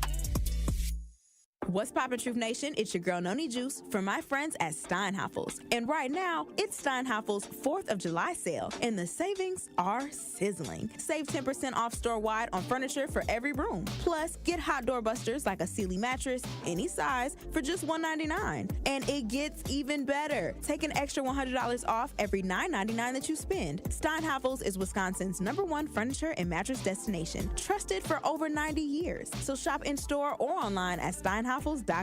Don't miss it, only at Steinhafels. At We Energies, we're committed to building a bright, sustainable energy future. We're investing in clean energy projects like solar, wind, and battery storage. As a leader in the decarbonization effort, our goal is to achieve net zero carbon emissions from our generation fleet by 2050. It's part of our plan to provide the affordable, reliable, and clean energy you depend on. Learn more at WeEnergies.com. We Energies, people you can trust, energy you can depend on. This message was paid for by the stockholders of WEC Energy Group. It's 1017 The Truth's Dr. Ken Harris for Pella Windows and Doors of Wisconsin. For windows with the strongest resilience, you need the Pella Experience. The Pella Experience Center in Brookfield lets you see, feel, open, close, and compare dozens of windows and door options from 7 different Pella lines side by side. A friendly expert can go over Pella's endless possibilities for all price ranges, from colors to hardware to custom designs, ensuring you get the best possible look for your home.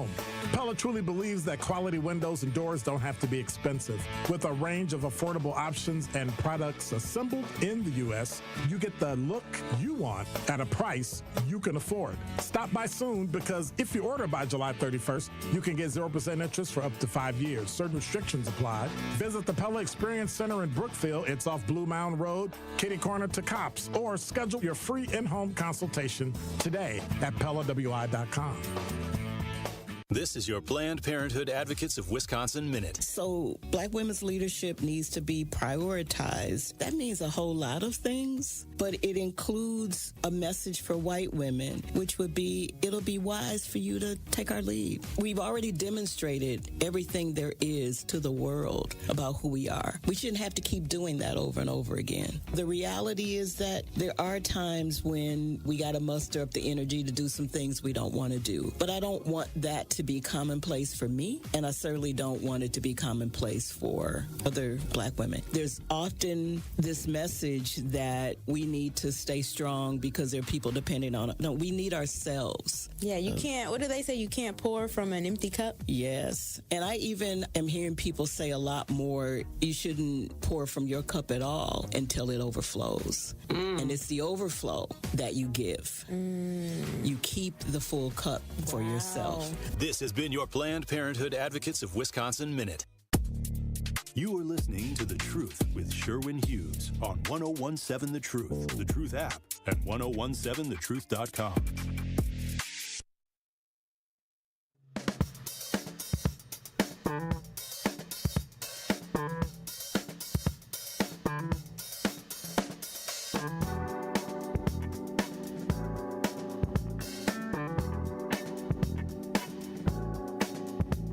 Cuts to Medicaid could lead to nearly 12 million people losing their health insurance. Well, they're just going to have to get jobs. They'll be fine. Changes to the Affordable Care Act could lead to losses for millions more.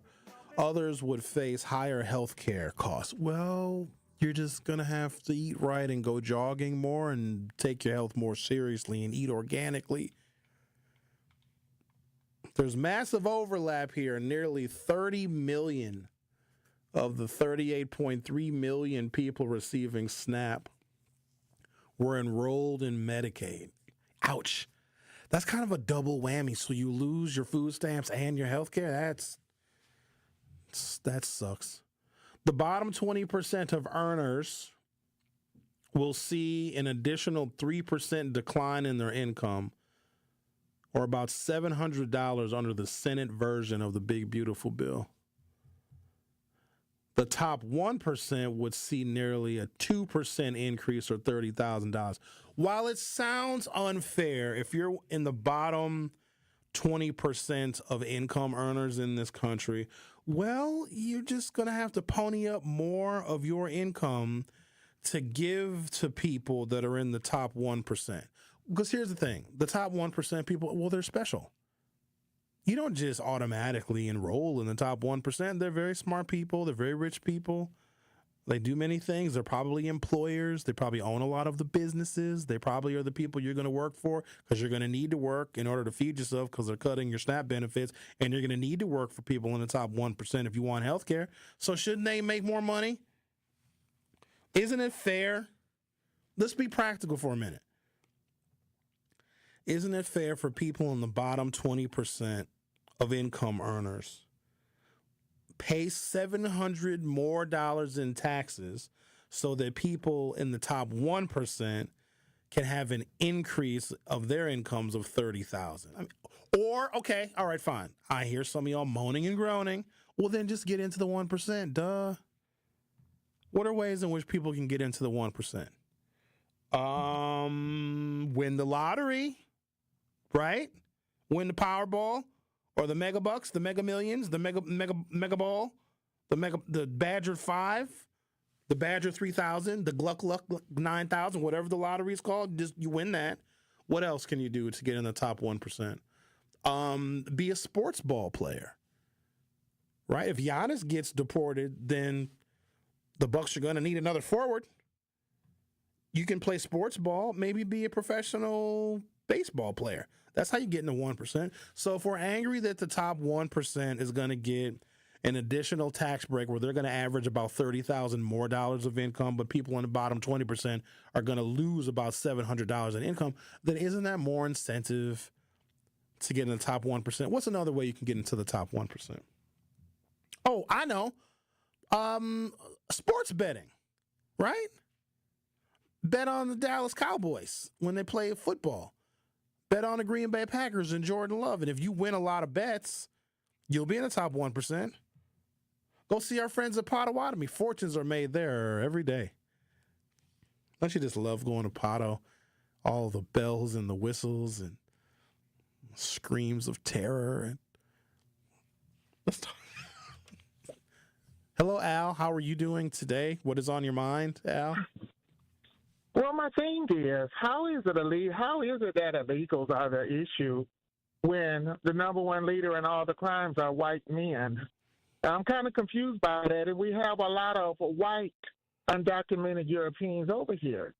I'm also still trying to figure out, they're saying that Haitians are eating the dogs, but for my research, the dogs that's being molested is by some white men and white women. A couple of pregnant women slept with the pit bull, and some of the white men who molested the dog did not give it no doggy bone, no diaper, just some nut, and probably a venereal disease. I'm still trying to figure out how they have these issues with transgenders and the LGBT. When you look at some of the most Republican red states, they have the most download for gay porn and anal sex. Yeah, Grindr crashed during the RNC. Do you remember that, Al? The website Grindr? It crashed. And I'm starting to think that a lot of these Republicans are mediocre basic men. And they probably want to be in the position of their girlfriend or wife because, you know, a lot of them have a taste for big, black, ignorant Negro stick. I'm just trying to figure out, like, they have all these issues, and they are some of the most depressed, ignorant individuals that we have here. So my thing is, wouldn't a lot of them have to go themselves, considering some of their mothers, fathers were migrants? And what did Melania do that was profound? Because the only thing she did with her visa was show the slit on her clit and her shaved pussycat. No, I'm just saying, because they said these visas is for somebody who adds something to society. And I'm about principle and standard. And we got these racist white people saying all this stuff about migrants when a lot of their mammies could not speak a lick of English. But then y'all want to pull this stuff away, but they fail to realize black people and other minorities know how to go without. They had to steal, rob, and kill to get what they want because they didn't have enough to make the cut. In closing, thank you for applying for this position, but at the moment in time, we chose to go with somebody more fit and better for this position. In closing, please do not let this be a hindrance on your endeavor. Wishing you peace, joy, serenity, and everlasting tranquility. Better luck next time. And I just had to share that information because I'm like so confused. But all these white people pushing for all this, they're the one who fit the description. You don't see no migrants around here putting no dress and no purple lipstick on no monkey. You don't see no migrants running around here dressed up as ICE, raping 4 women like they did down in Texas. And then Mr. Hughes, let's talk about that ignorant black colored Negro down in Mississippi. Talking about it's $1,000 fine if you ejaculate. What? Why is you worried about, yes. Who said $1,000? $1,000 if you ejaculate. Talking about it's supposed to be for procreation. And I'm shocked that a black man would even speak on some white people nonsense. Because we already know white women do not want to breed no white man's seed. We already know that. They barely got 2 inches. They hump like jackrabbits. You see how some of them look with their clothes off. They look like death. So why the hell would a white woman want to breed their seed when they are mad at black people? Yeah, we know Mexican makes a lot of kids. Yeah, they can screw too, and they're good at it. You're mad at black people. Black people ain't said nothing about you, but you're so worried about what black people do. I feel like this for you mediocre Republicans. Kill yourself because you have some real deep, dark issues. And when you look at your history, the real enemy is within you. And I'm not going to compare you to the devil because I will never put that baggage on the devil. And I'm not going to compare you to Jesus because Jesus don't even want you in heaven because y'all the opposite of what Jesus sees. See, Mr. Hughes, that's why you got these blacks and these whites who get upset when you call them on themselves. Don't talk about police.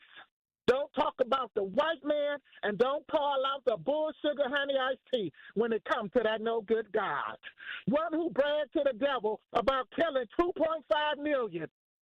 And I always said, if you got to brag to somebody that's beneath you from birth to death, you was never good for sugar honey iced tea anyway. But they don't talk about that. King Solomon, 700 wives, 300 nickel whores, and a bunch of bastard babies. You don't hear them talking about that. The boys and girls that have intercourse, tell them and keep the version for yourself. All right. What kind of bastard ignorant stuff? Okay. All right, then. Woo! I'm good. Y'all have a good day. Bye-bye. All right, then. Who puts purple lipstick on monkeys? I kill him dead. I kill him dead if it hurts. It's $1,000 to ejaculate? I gotta look that up because that's gonna be a costly Tuesday evening for some of you. Okay. Well, I don't know anymore.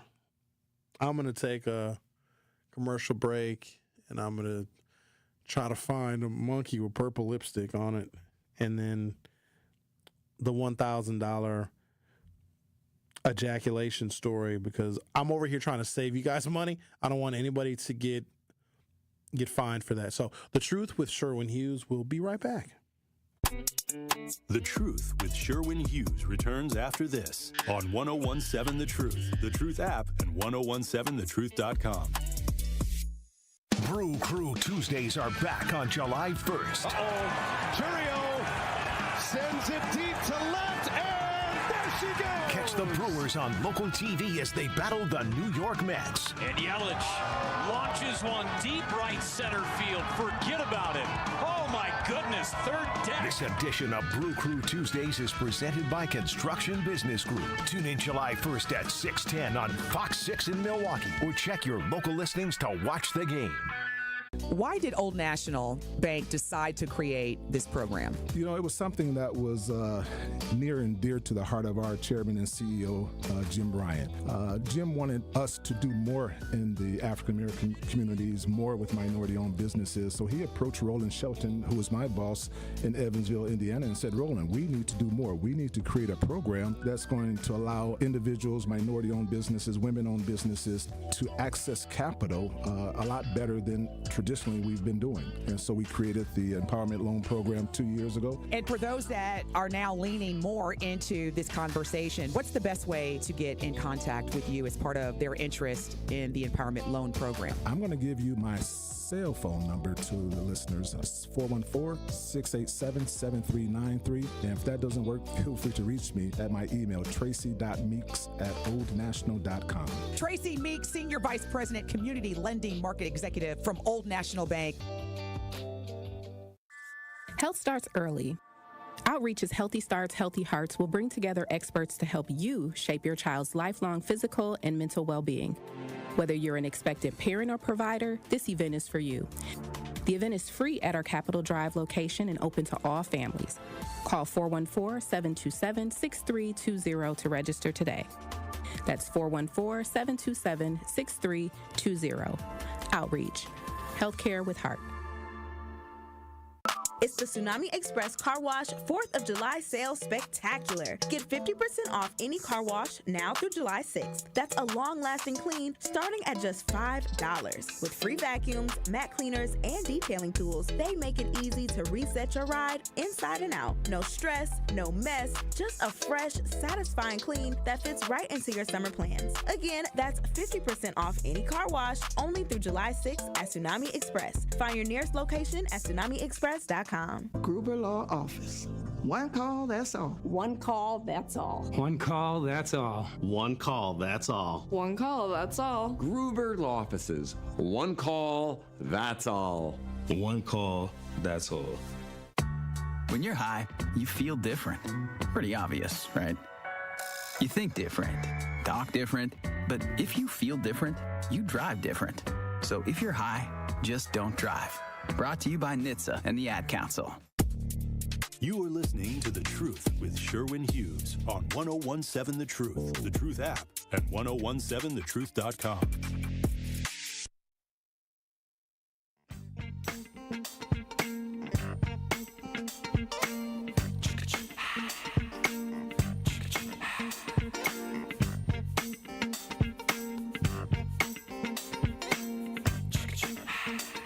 Yeah, it's real. Contraception Begins at Erection Act is a 2025 Mississippi bill proposed by Mississippi State Senator Bradford Blackman. Oh, no. Well, looks like I'm not going to Mississippi no time soon. Skeet, skeet, skeet. $3,000 right there. 3 skeets, 3 G's. A G per skeet. Skeet, 1,000. It would make it unlawful for a person to quote, discharge genetic material without the intent to fertilize an embryo. The proposed bill would impose a $1,000 fine for first-time offenders. Oh, I've been guilty of that one since I was probably 12. What? It's for natural. I mean, it's sex with somebody you love. The proposed bill would impose a $1,000 fine for first-time offenders, a $5,000 fine for a second offense of discharging genetic material without the intent to fertilize an embryo, and $10,000 for further offenses. Oh, the bill died in committee, though, on February 4th. But I think there may be... is there another one? Yep, a bill proposed in the Ohio State House. This will become law somewhere in this country. Fellas, I'm going to need you to rethink some of your life choices. You listen to me. Let's be practical again. Earlier, I was being practical. I said, look, if you're going to lose your Medicaid and if you're going to lose your SNAP benefits, well, then maybe you just need to get a job. Don't panic. If millions of people are cut from Obamacare, if they're no longer covering pre-existing conditions, well, then you just have to go and get a job and get really good health insurance at a job.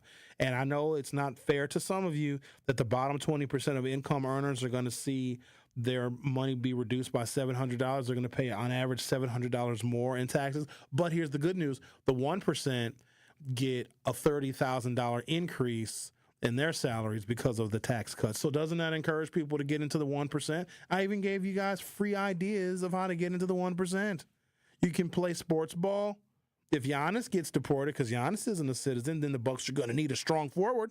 So you guys can play for the Bucks. Baseball pays really well, but you got to know how to hit the ball, which is hard. Have you guys ever tried to hit a fastball going 90 miles an hour? I can't hit a fastball going 60 miles an hour. But if you can, then you'll be in the top 1%. What else can you do? I said you can gamble. You can play the Powerball, the Mega Ball, the Mega Bucks, Mega Million, Mega Ball.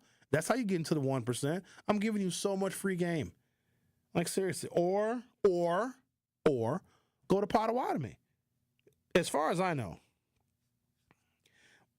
every person that goes to Potawatomi to play on the tables, to play on the slots, leaves with at least $40,000. No, don't they? Okay, if you go to Potawatomi and you play blackjack and you bet right, you'll win like 50 grand. If you play the craps, what else can you play? Oh, the high limit Texas Hold'em pokers. I love me some Texas Hold'em pokers. They have a high stakes table. Then there you go. You can get into the 1%. I wish everybody would stop complaining about all this poverty. There's so many ways in which you can get rich in this country. You don't know how to get rich? Ask ChatGPT AI chatbot. It'll tell you, like, hi, ChatGPT, hello, how are you? And it'll probably say, I'm fine. How can I help you? I want to be in the 1%. It'll tell you everything you need to do. What else can you do to get into the 1%? You can host a radio show. I'm sorry, that's funny. So many ways to get into the 1% where you don't have to worry about anything. You can buy a vacation house, a Corvette, whatever. A proposed bill in the Ohio State House will make male ejaculation without the intent to have a baby a fine with an offense of up to $10,000. A finable offense of up to $10,000. That's way more expensive than the Mississippi bill. The bill proposed by State Representative Anita Somani and Tristan Rader, so a man and a woman, who wrote it to point out what they see as the absurdity of rules that control women's bodies. Oh, they weren't even doing it on purpose. Pearce, Somani, and Rader, men would face a $1,000 first offense, a $5,000 second offense, and a $10,000 subsequent offense fine to, quote, discharge semen or genetic material without intent to fertilize an embryo. How do you get caught? Like, how would you, let's say this becomes law. The fine for your first offense of skeeting without the intent to fertilize. Can I say skeet on the radio? Okay, well, I did. It's not a banned word. Like, how do you report somebody for that? And what proof do you have? Do you got a video record them? This is the second contraception begins at erection law to be brought up in Republican-led state house chambers after Mississippi State Senator Bradford Blackman brought a similar bill to the state Senate in January. I really need you to think about it, though. If you really, really think about it, and this may be a very uncomfortable thought, but we have to sometimes process uncomfortable thoughts.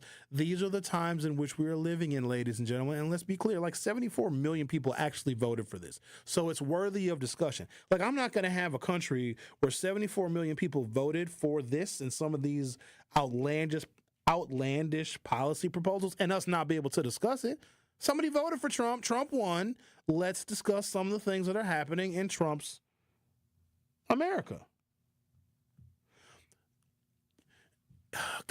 Okay, having a baby, which you guys know, have you guys had the talk, The Birds and the Bees? I'm assuming that you all know where babies come from. If not, I promise I'll tell you.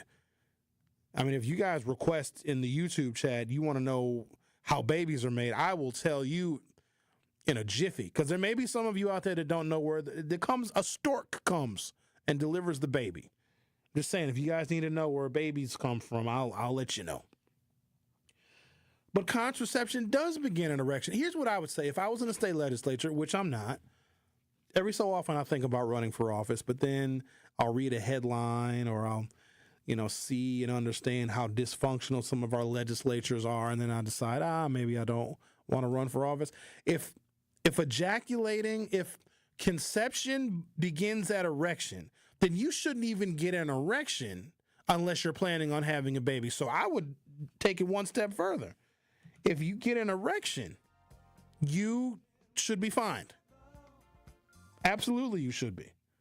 That's what I would do if I got elected to the legislature. The Truth with Sherwin Hughes. We'll be right back. The Truth with Sherwin Hughes returns after this on 1017 The Truth, The Truth app, and 1017thetruth.com. Good Karma Brands would like to send out a big congratulations to Tori Lowe. Tori recently received a proclamation from both the city of Milwaukee and Milwaukee County. So going forward, July 5th will now be recognized as Tori Lowe Day. Tori's activism, advocacy, and hard work makes Tori more than deserving of this recognition. Tori's family at 1017 The Truth celebrate Tori for always being about that action. And we know this is just the beginning, and there is so much more to come as a result of Tori's efforts and leadership. Congratulations again, Tori. It is that time of year, Milwaukee, and Summerfest is finally here, and I want you to come and enjoy the world's largest music festival from Thursday through Saturday this week. Many of music's top artists will be coming to Summerfest, and not only can you see great music performances, but you can watch me host Truth to Power live from Summerfest noon to 1. So don't miss out on all the fun, food, and great music at Milwaukee's biggest summer party. Get your tickets now by visiting summerfest.com. That is summerfest.com. Carrie, where's Tori Lowe and Dr. Ken at? I'm trying to knock these commercials out. How am I supposed to know, Sherwin? Well, I'm about to do their parts because my impressions are on point anyway. This is Dr. Ken Harris from Truth in the Afternoon, and I want you to download the Truth app in the Google Play Store and Apple Store so you can never miss my show or any of the award-winning 1017 The Truth. Really, Kyle? Sherwin, you are crazy. Sherwin, your impression of me is horrible. Move. Give me my mic. I guess I'll just repeat what Sherwin said. Go to the Google Play Store or Apple Store to download the 1017 The Truth app today so you can take the home of Milwaukee Black Talk with you wherever you are. Can't listen live? Download the new 1017 The Truth app on your smartphone today to catch up on all your favorite shows. Search 1017 The Truth on your Google Play Store or Apple App Store so you don't miss out on any of the action. Teachers are dynamic leaders, shaping a new generation. They bring a variety of perspectives from diverse backgrounds, innovating how they teach to prepare students for our fast-changing world. Achieving this takes skill and expertise. They're tireless explorers, creatively discovering a universe of solutions, telling stories, experimenting, inspiring, mentoring, connecting cultures, and connecting with each other. Leading by example. Experience the unique joy of helping students thrive. Teaching is a journey that shapes lives. Are you ready to begin? Explore teaching at teach.org, a campaign supported by the U.S. Department of Education, Teach.org, and 1 million teachers of color. You're listening to the new 1017 The Truth, founded in partnership with Gruber Law Offices. One call, that's all. 1017 FM, 1510 AM, WGKB Waukesha, and W269DL Milwaukee, a locally owned Good Karma brand station. You are listening to The Truth with Sherwin Hughes on 1017 The Truth, The Truth app, and 1017thetruth.com.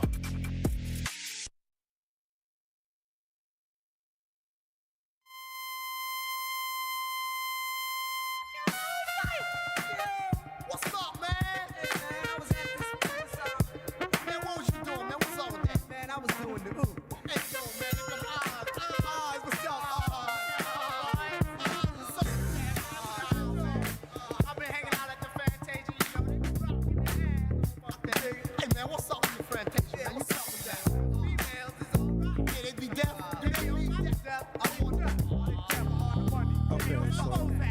Welcome to hour 3 of The Truth with Sherwin Hughes.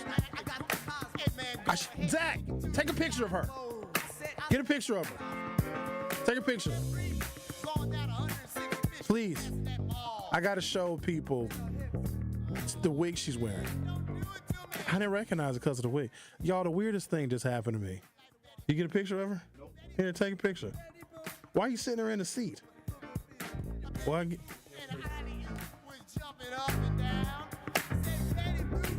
So how did you get in here? Well, you might as well turn her mic on. Hang on a second. Here, speak into your microphone. How come? Here, talk right into the microphone. Okay, so how'd I get in? They just let you in here? Well, no, I went to the front door. There was somebody coming out. They held Oh, the you door. snuck in here. No, I didn't sneak. They held the door for me. I said, thank you. Right? So then I'm walking down the hall, and they said, are you looking for the radio station? I was like, yes, I am. So somebody just asked you if you were looking for the radio station. There I go. Yeah, it's not that hard. I broke into the Pabst Theater one evening, and I went around looking for the Technicolor coat, and I couldn't find it. But I went through all the offices and everything, and I left a letter on one of the desks. I called back the next day, and I was like, how did you get that letter on your desk when you guys were closed? So I told them how I broke in. I just used a hanger, put a hanger through, and they had one of those push button openers. You used so you broke in with a hanger, yeah. That's not legal, is it? Well, I informed them, so they fixed it. So it's not very hard. I went to one place in the evening, and same thing. I went in when somebody was coming out, and I asked them, well, where's the venue at? And they said, second floor. I'm like, thank you. So I went up there. I picked up a piece of pie and some wine, and I went over to a lady, and I just started talking to her. It's like, boy, you look so familiar. And I was instantly in. It's not hard. Okay, so we met before. We met you've come to a couple of events that I've had. Yes. But so we're clear, I didn't invite you today. You just snuck your way. I won tickets to Summerfest. So I thought, well, I'm here to get the tickets for Summerfest. You would just come into a live radio show. I would come and bring you a card. Yes. So you brought me a because one of your callers had made mention of having a distinction between us and them, something like that. Can we zoom in on what she brought me? She brought me a black card. Can we zoom in on that?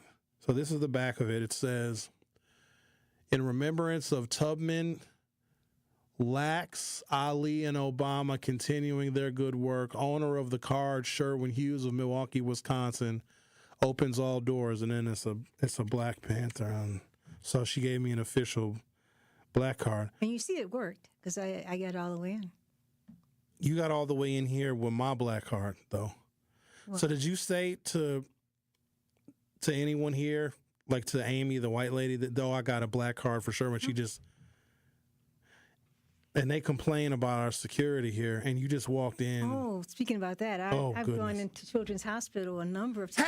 Hey, you can't. And I, do you have children at Children's Hospital? I did, and I reported it every time. It's like, hey, I made it all the way in here to my daughter's room. I didn't see anybody at the front desk. Nobody stopped me here. Nobody stopped me there. I reported. Why are you wearing that wig? Just for fun. That's why I didn't recognize it. So we met at have you went to Beyond the Mic? Mm-hmm. You also were at our election night watch party. Yes. You gave me a bag of Kit Kats. Sure did. I think you might have even sexually propositioned me, too. No, I was just informing you on a very delicious way to eat them, that's all. No, I remember you. Because you got to get it a little soft, a little juicy before, you chew it up. How did you... What happened to my life? Did you get your Summerfest tickets? No. You didn't? Not yet. Okay. Did they tell you to come today to get your Summerfest tickets? Yes. Okay. Do you know who you're going to get your tickets from? No. You don't. So you'll just walk around until you find them. I'll find them. All right. So what should you be doing right now? Do you have a job? I am on summer break from school. You're You're a teacher? Sometimes, yes. What do you mean sometimes? What do you teach? Whatever. I sub, so I kind of. You're a substitute teacher. I sub. I do whatever. I'll do bus duty. I do whatever, lunch duty, whatever they have me do. Let me guess. At MPS? Yeah. Of course. Yeah, I believe that. Yeah. Oh, look! It lit up over here. I can see you. I don't know what to do. Well, thank you for coming to visit, and thank you for giving me the black card. Okay, and keep it. Use it. It works. No, this isn't. It's got a barcode on it. Which. Yeah. See the guy? So where would I use this? Just keep it on your person, and anytime you want to get in, you just get in. I just show somebody. No, you don't have to show it. Did you make this? Mm-hmm. Oh, and I'm number 1. I'm 001. So I have So are you giving out other black cards? I don't know if anybody. I don't know. We'll have to take a vote. I'll have to take all the members and see what they say. See if we can let another person in. All right. Well, thank you, but don't come back because you gotta No, I'm just saying you gotta actually. It's hard to get in here. No, it's not. For anybody else, we have several layers of security. Like, who do I report this to? Are you armed? No, I have 2 arms, but no. All right, because I want y'all to know, like, this is how I would die. Like somebody just wandering their way into the studio while I'm on air. All right. Katie, that's your name, correct? All right, then. No, you won't. Yes, I will. No.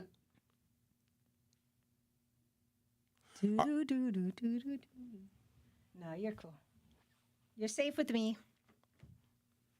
All right, then. Okay. I would show you out, but you know how you got in here, so. Yeah. All right. All right, then. So that's what.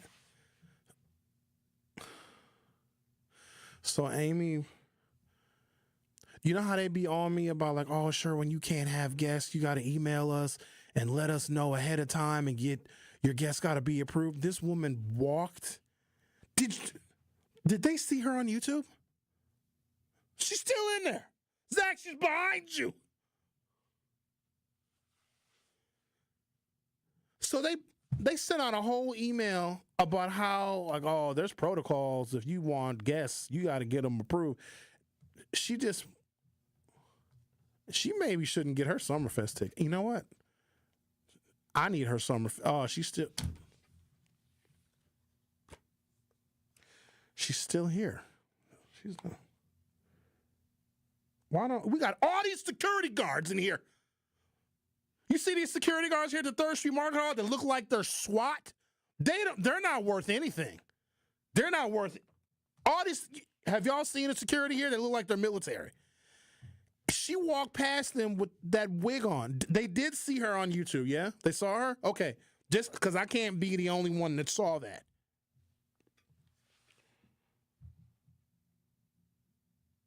Curly Q, I did not approve her. I don't know who. If I did, I would have sat and talked to her. I just wanted Zach to go get her so I could see who she was so there's a person that escorts our guests down to the studio, but you have to be approved. Like your name has to be on a list, and then you ring the front. I don't even know how it works. You got to check in at a keypad, and then they let you in, but your name has got to be on a list. This woman didn't do any of that, and so the person that works our like guest entry brought this woman down here.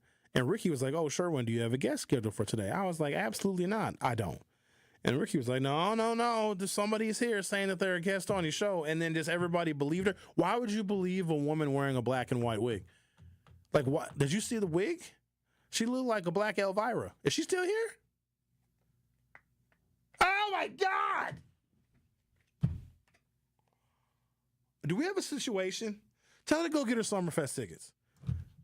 To go get them. What's right here?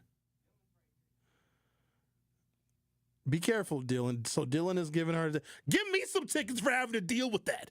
Dylan, do you have an extra ticket? Is he still in there? How many tickets does Dylan have? Tell him to bring me 2 tickets. I need something for this. Okay, I got to take a break. We're going to have to go over some security protocols here. It's crazy because we just had a whole 3-hour meeting last week, and for some reason they didn't talk about security protocols here, so we're going to have to work. Oh, she's still here! Get out! Get out of here, lady! Shoo now! Get! Go! What do I come here for? All right, let's take a break then. The Truth with Sherwin Hughes on anybody can come. Just show up with a wig. It's like Halloween. She's had a black and white wig on. Somebody said she looked like a black Cyndi Lauper. Just came in here and all right, The Truth with Sherwin Hughes will be right back. The Truth with Sherwin Hughes returns after this on 1017 The Truth, The Truth app, and 1017thetruth.com. Truth Nation, are you looking for a fun opportunity to showcase your clothing line, restaurant, nonprofit organization, food truck, or small business? Well, look no further than doing it at our Truth Family Fest on Saturday, August 23rd from 11 a.m. to 3 p.m. at Riverside University High School. We are currently accepting vendor applications for our festival. You don't want to miss out on this great opportunity to promote your business and be part of all the fun. To be a vendor at Truth Family Fest, visit truthfamilyfest.com and sign up today. It's 1017 The Truth's Dr. Ken Harris for Pella Windows and Doors of Wisconsin. For windows with the strongest resilience, you need the Pella Experience. The Pella Experience Center in Brookfield lets you see, feel, open, close, and compare dozens of windows and door options from 7 different Pella lines side by side. A friendly expert can go over Pella's endless possibilities for all price ranges, from colors to hardware to custom designs, ensuring you get the best possible look for your home. Pella truly believes that quality windows and doors don't have to be expensive. With a range of affordable options and products assembled in the U.S., you get the look you want at a price you can afford. Stop by soon, because if you order by July 31st, you can get 0% interest for up to 5 years. Certain restrictions apply. Visit the Pella Experience Center in Brookfield. It's off Blue Mound Road, kitty corner to Cops, or schedule your free in-home consultation today at PellaWI.com. Hey everybody, it's Melanie Ricks. You all know I love supporting a local team. That's why I'm excited to tell you about UW Credit Union. They've been serving Wisconsin for over 90 years. And when I was in school, they helped me learn how to plan for my future and make my money grow. Even now, they're still always there for me when I have questions, and they'll be there for you too. So stop by any of their 13 Milwaukee area branches or visit uwcu.org to become a UW Credit Union member today, like me. Federally insured by NCUA. Life's better with American Family Insurance, because we know it's not just a car, it also drives your children's dreams. So whether you're going to soccer practice, robotics club, or opening night in the school play, we help protect those dreams. Save up to 23% when you bundle auto and home. American Family Insurance. Get a quote and find an agent at amfam.com. Products not available in every state. Visit amfam.com to learn how discounts may apply to you. American Family Mutual Insurance Company, SI, and its operating company, 6000 American Parkway, Madison, Wisconsin. Join Outreach on Thursday, July 31st from 9 a.m. to 3 p.m. to learn how prenatal care, routine well child visits, and habits that empower parents for healthy pregnancy. Call 414-727-6320 to register today. Wisconsin is as hard-working of a place as you'll ever find. People here are tough, but even the toughest among us need help after a serious accident. At Gruber Law Offices, we won't stop fighting for you and your family. One call, that's all. You are listening to The Truth with Sherwin Hughes on 1017 The Truth, The Truth app, and 1017thetruth.com.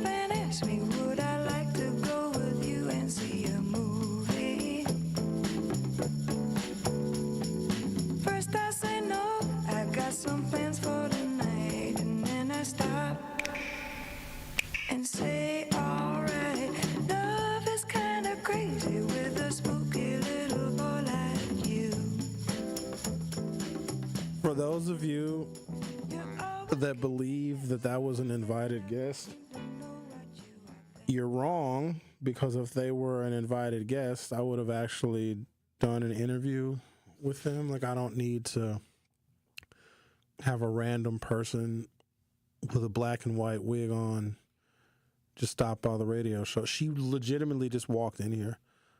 I mean, we made, because I was just going to tell her, like, I wanted to see who it was, because Zach said that she was still out in there. Ricky said she was still out in the area. I just wanted to confirm with this person that I didn't know them, because it's every so often I may book a guest and I put it on my calendar and forget about it, but I have been intentional lately of not booking guests. I just wanted to see who this individual was, and then Zach brought her in, and she came in and sat down. I didn't recognize her at first, but she's been to a couple of events, and she's propositioned me before. She kind of did on the air.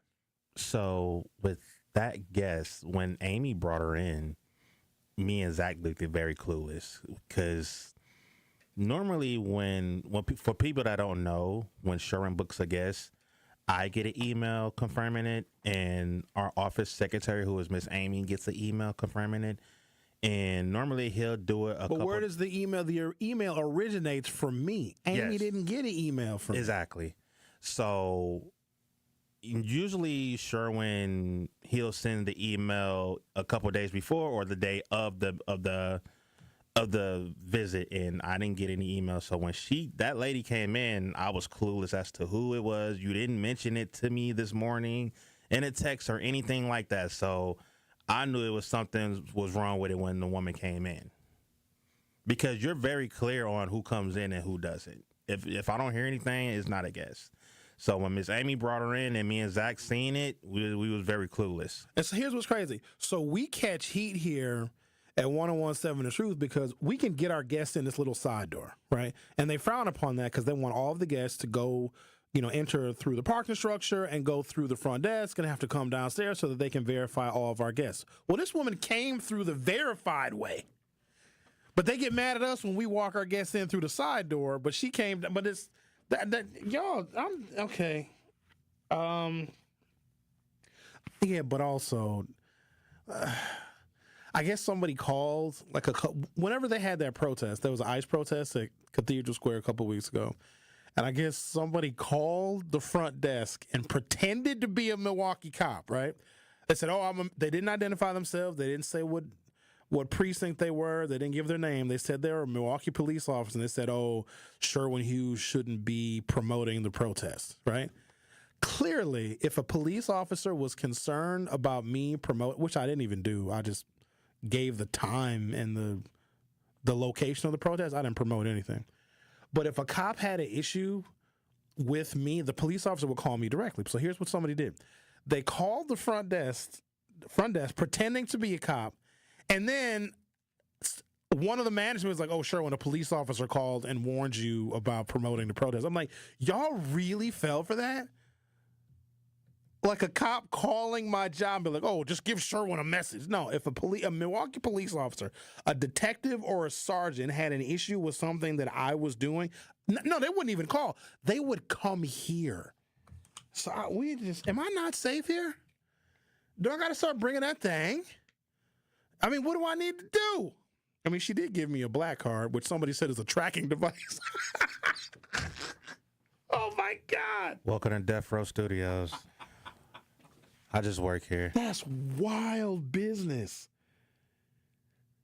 Do you know how difficult? We have an instruction sheet of when we have guests here, or when we have people coming to the studios to pick up tickets. There's a whole set of instructions of where you got to enter the parking structure, what level you need to park on, what door you need to walk through, what you do when you get to the little keypad.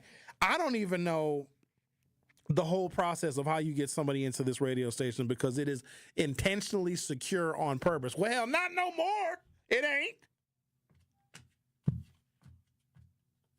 I'm kind of beside myself a little bit. Okay. I mean, Trump, is this what happens in Trump's America? Because I'm going to tell you what. But didn't she also say she broke into somewhere with a coat hanger? Didn't she say that live on the air that she broke? I was so just beside myself. I wasn't really paying attention to what she was saying. She broke in a couple places. She broke in a hospital. Yeah. And she used a wire hanger to break in something else, too. But here's At what's that crazy. point, I stopped Looking the listening. way she looks, no one thought to stop her? No one thought to stop a woman wearing a black and white wig. Just like, excuse me, ma'am, are you in the proper designated area? And they just, you know what it is? Is it political correctness where white people are afraid to stop a black person because, you know, you might call the white person racist? Like, people don't know. Like, oh, well, we don't want to stop her because she might legitimately have a reason to be here.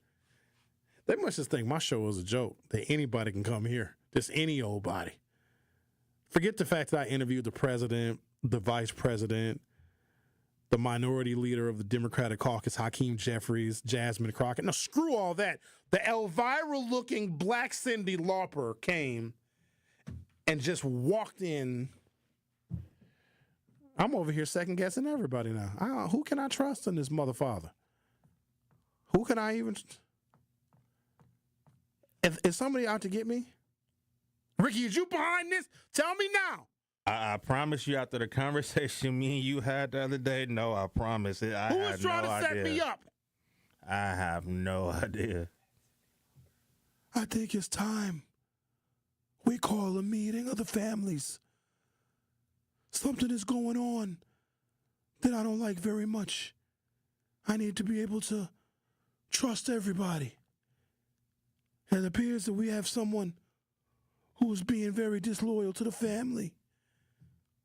And, you know, we do not appreciate disloyalty. Al knows who that woman is. She chats in the YouTube chat. Her name is Katie in the chat. K-A-D-I. And Al saw her on camera, and Al said hello to her. So she is a YouTube chatter. So y'all have probably spoken to this woman before. Reginald Jones said, there is a security protocol in place. Please adhere to them. Consider this a direct order. Nicole says, only on the Sherwin show. Vanessa says, damn, Katie, don't break in anywhere else. May not turn out next time. Apparently, she's getting away with it. Ma was over here talking about fine women in Canada. Al said he's confused. Al, what the hell are you confused about? Curly says they were like, Sherwin have all those crazies calling and in the chat. She's legit. Yeah, but you can't let them in. I don't think y'all know. It's rare, but it happens. Like Israel as an example, right?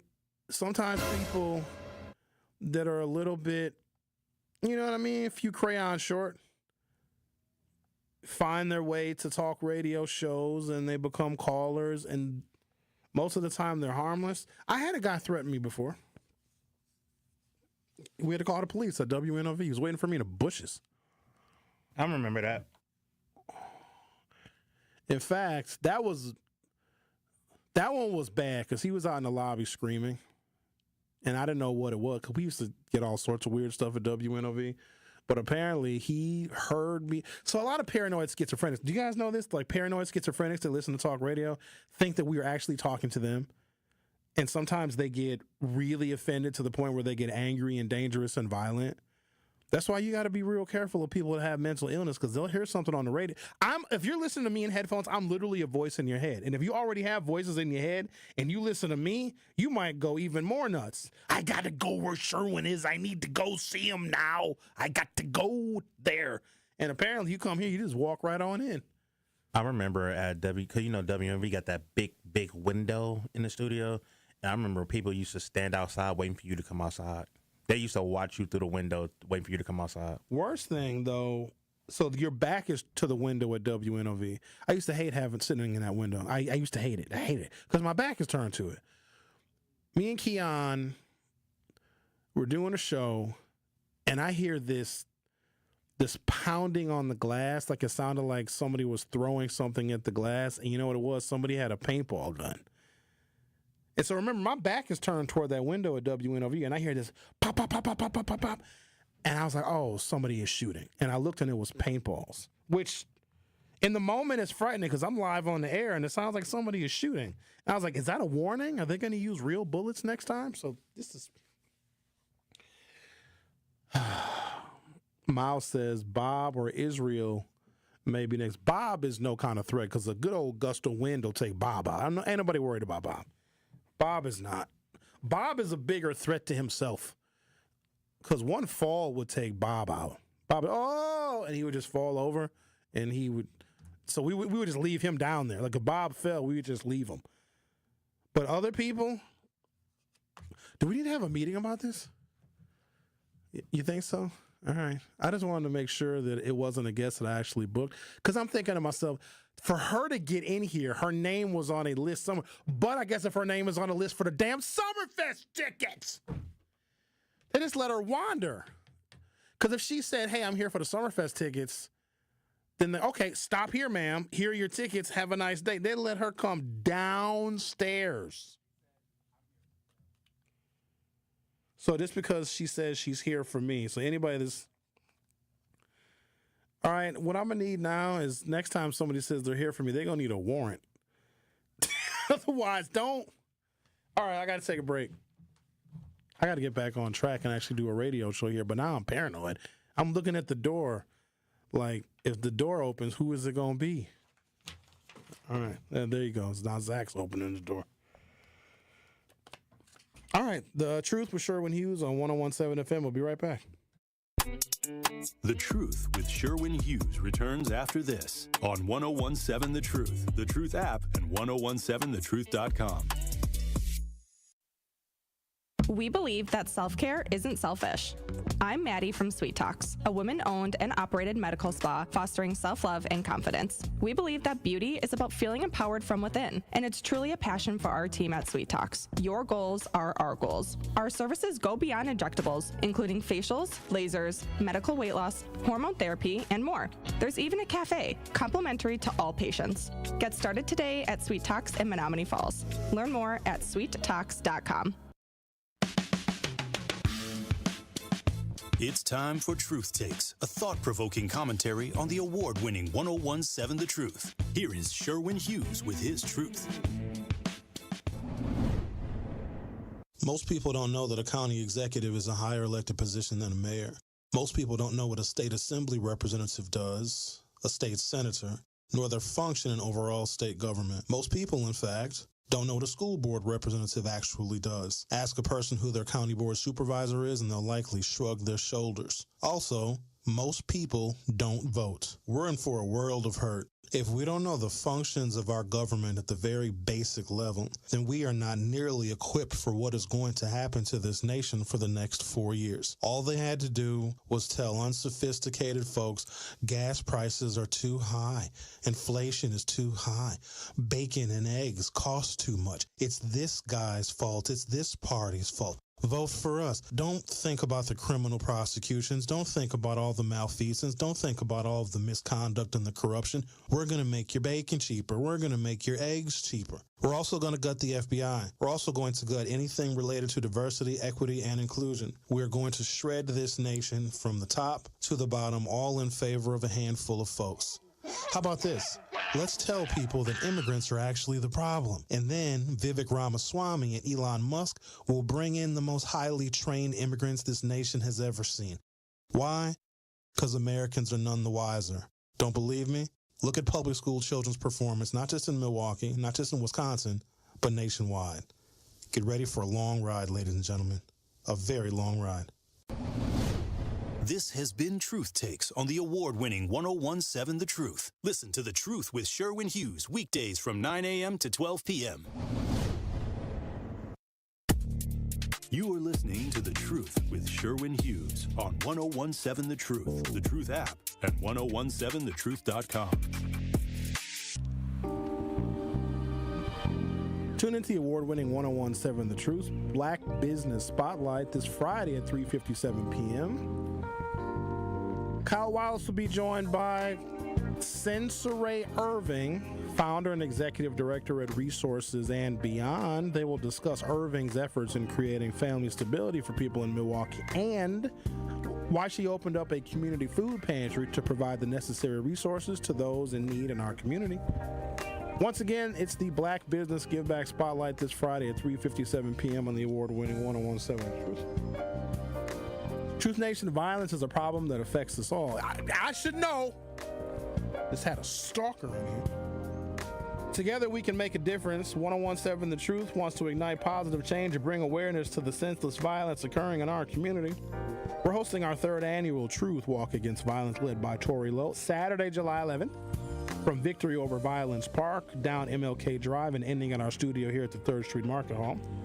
Over the next couple of weeks, Tori will be speaking with politicians and community leaders about how we can better provide resources to stop the rise of violence. If you want to join the fight to stop violence, help me! Somebody needs to, I need security. If you want to help stop the violence, go to truthwalkagainstviolence.com. That's truthwalkagainstviolence.com to sign up for the Walk Against Violence, supported by 1MKE. It's going to be on Saturday, July 12th from 9 a.m. until noon. I need to go this year. I need to stop the violence against myself. Our Beyond the Mic Happy Hour Mixer series is a hit, and we're bringing it back again this summer. Join our Truth team for Beyond the Mic with Sherwin Hughes, Friday, July 11th. Everybody's always asking me what day it is. It's Friday, July 11th. The 11th of July, it's a Friday. From 5 until 7 p.m., we're going back to Mr. B's at 8617 West Brown Deer Road. Delicious cocktails, incredible food, great conversations. We're going to give away stays to the Chula Vista Resort and many other prizes. Looking forward to seeing you on Friday, July 11th from 5 until 7 p.m. in Mr. B's Lounge in Milwaukee. All right.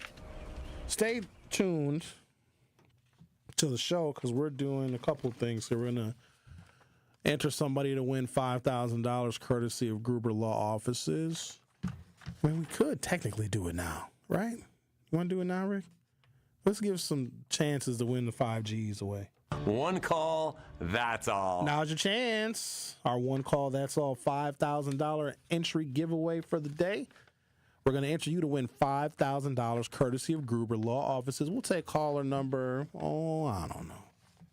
Call number 10 at 833-212-1017. Caller number 10 at 833-212-1017. And you'll be entered to win $5,000 courtesy of award-winning 1017 The Truth and Gruber Law Offices. Again, our number is 833-212-1017. Remember, if you or a loved one has been injured in an accident, contact Gruber Law Offices today. Visit them online at gruber-law.com. For official contest rules, visit 1017thetruth.com. Caller number 10 gets entered to win $5,000. Hello there. Am I calling number 10? No, you're actually calling number 1. Oh. Hey, don't cuss. Call him back. All right. I'm not doing that no more. All right, Rick. So 9 more callers. That was just caller number 1. He almost cussed. All right. I got some stuff here for you guys while Rick is finding our caller number 10. You know how we'll say to young people that are coming out of high school and they don't want to go to a 4-year college, or maybe they tell us that they don't want to go to college, or we tell them, not everybody has to go to college. Not everybody is college material. Are you familiar with those conversations? I personally don't have them because I think that everybody should pursue some kind of higher education. But in those conversations that we have with young people who are looking to adults for some guidance on what they should do with their lives and their careers. Because quite honestly, ladies and gentlemen, when you're 18 years old, you have no idea. I mean, you may have some thoughts or some sentiments. Maybe you know what you like to do, but you don't know as far as what your permanent career is going to be. Most of the time, most 18-year-olds don't. They're just trying to navigate their way through the world. And so we give young people options. And lately, and when I say lately, it's been the last decade or more, we have been encouraging young people, especially young black men, because, we got to tell young black men what to do. They should go into the trades.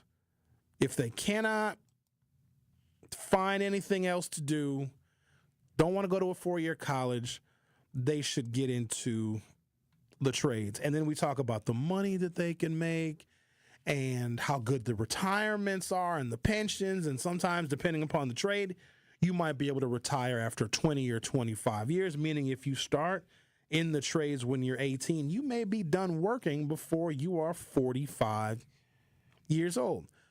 But have we ever considered this one particular thing?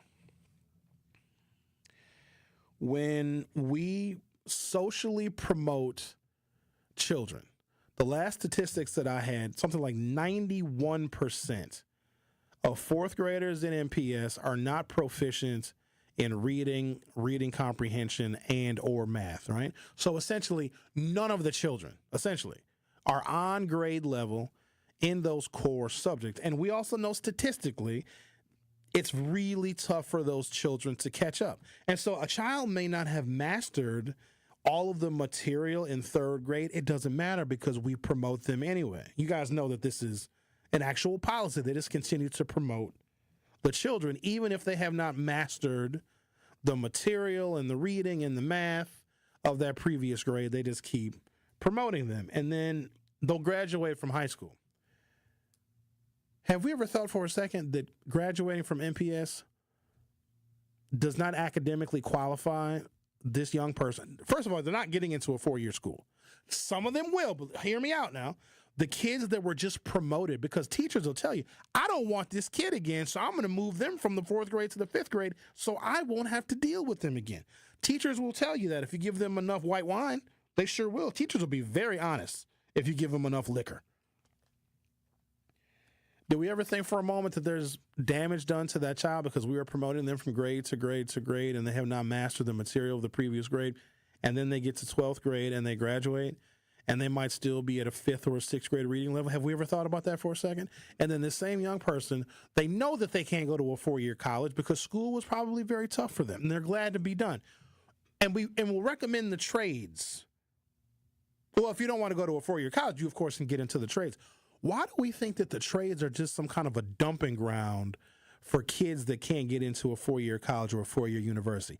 Last time I checked, carpentry is hard as hell. You have to know measures. You have to know angles. You have to know how to use all this equipment. And when I say carpentry is hard, you can't be sloppy at math and build cabinets or build a deck or put up 2x4s for the structure of a house. The amount of scientific knowledge and technical sophistication that you have to know to do electricity. An electrician is a skilled tradesperson. You can't not know math and amperes and voltages and wattages when you're wiring a damn house. Why do we think, and this is a real serious question that we need to have, because we are funneling young people into the trades and they can't read and they can't do math. And we're making it seem like it's a reasonable alternative for them to just barely get out of high school. They're barely making it. They get promoted from one grade to the next. They haven't mastered what was in third grade, fourth grade, fifth grade, but they keep getting promoted to the next grade because that is a policy at MPS. And then they graduate from high school and they are without skill. They don't read well and their math is very, very poor. And I don't know what percentage of the young people it is, but it's far too many.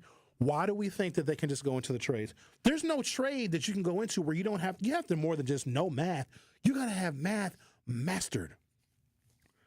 You can't go into HVAC if you don't know how to cut the pipes right and know how to hook up the furnace and the AC and the compressor and the electricity and all of the things. Where is the disconnect here that we are telling all these young people, well, if you can't get into a four-year college, you can just go be a welder? You can't just tell a young person, here's a torch that makes fire, and they are not good at reading or reading comprehension. They may not know how to turn the torch on, what temperature to use, what kind of pressures they need the gas to be at.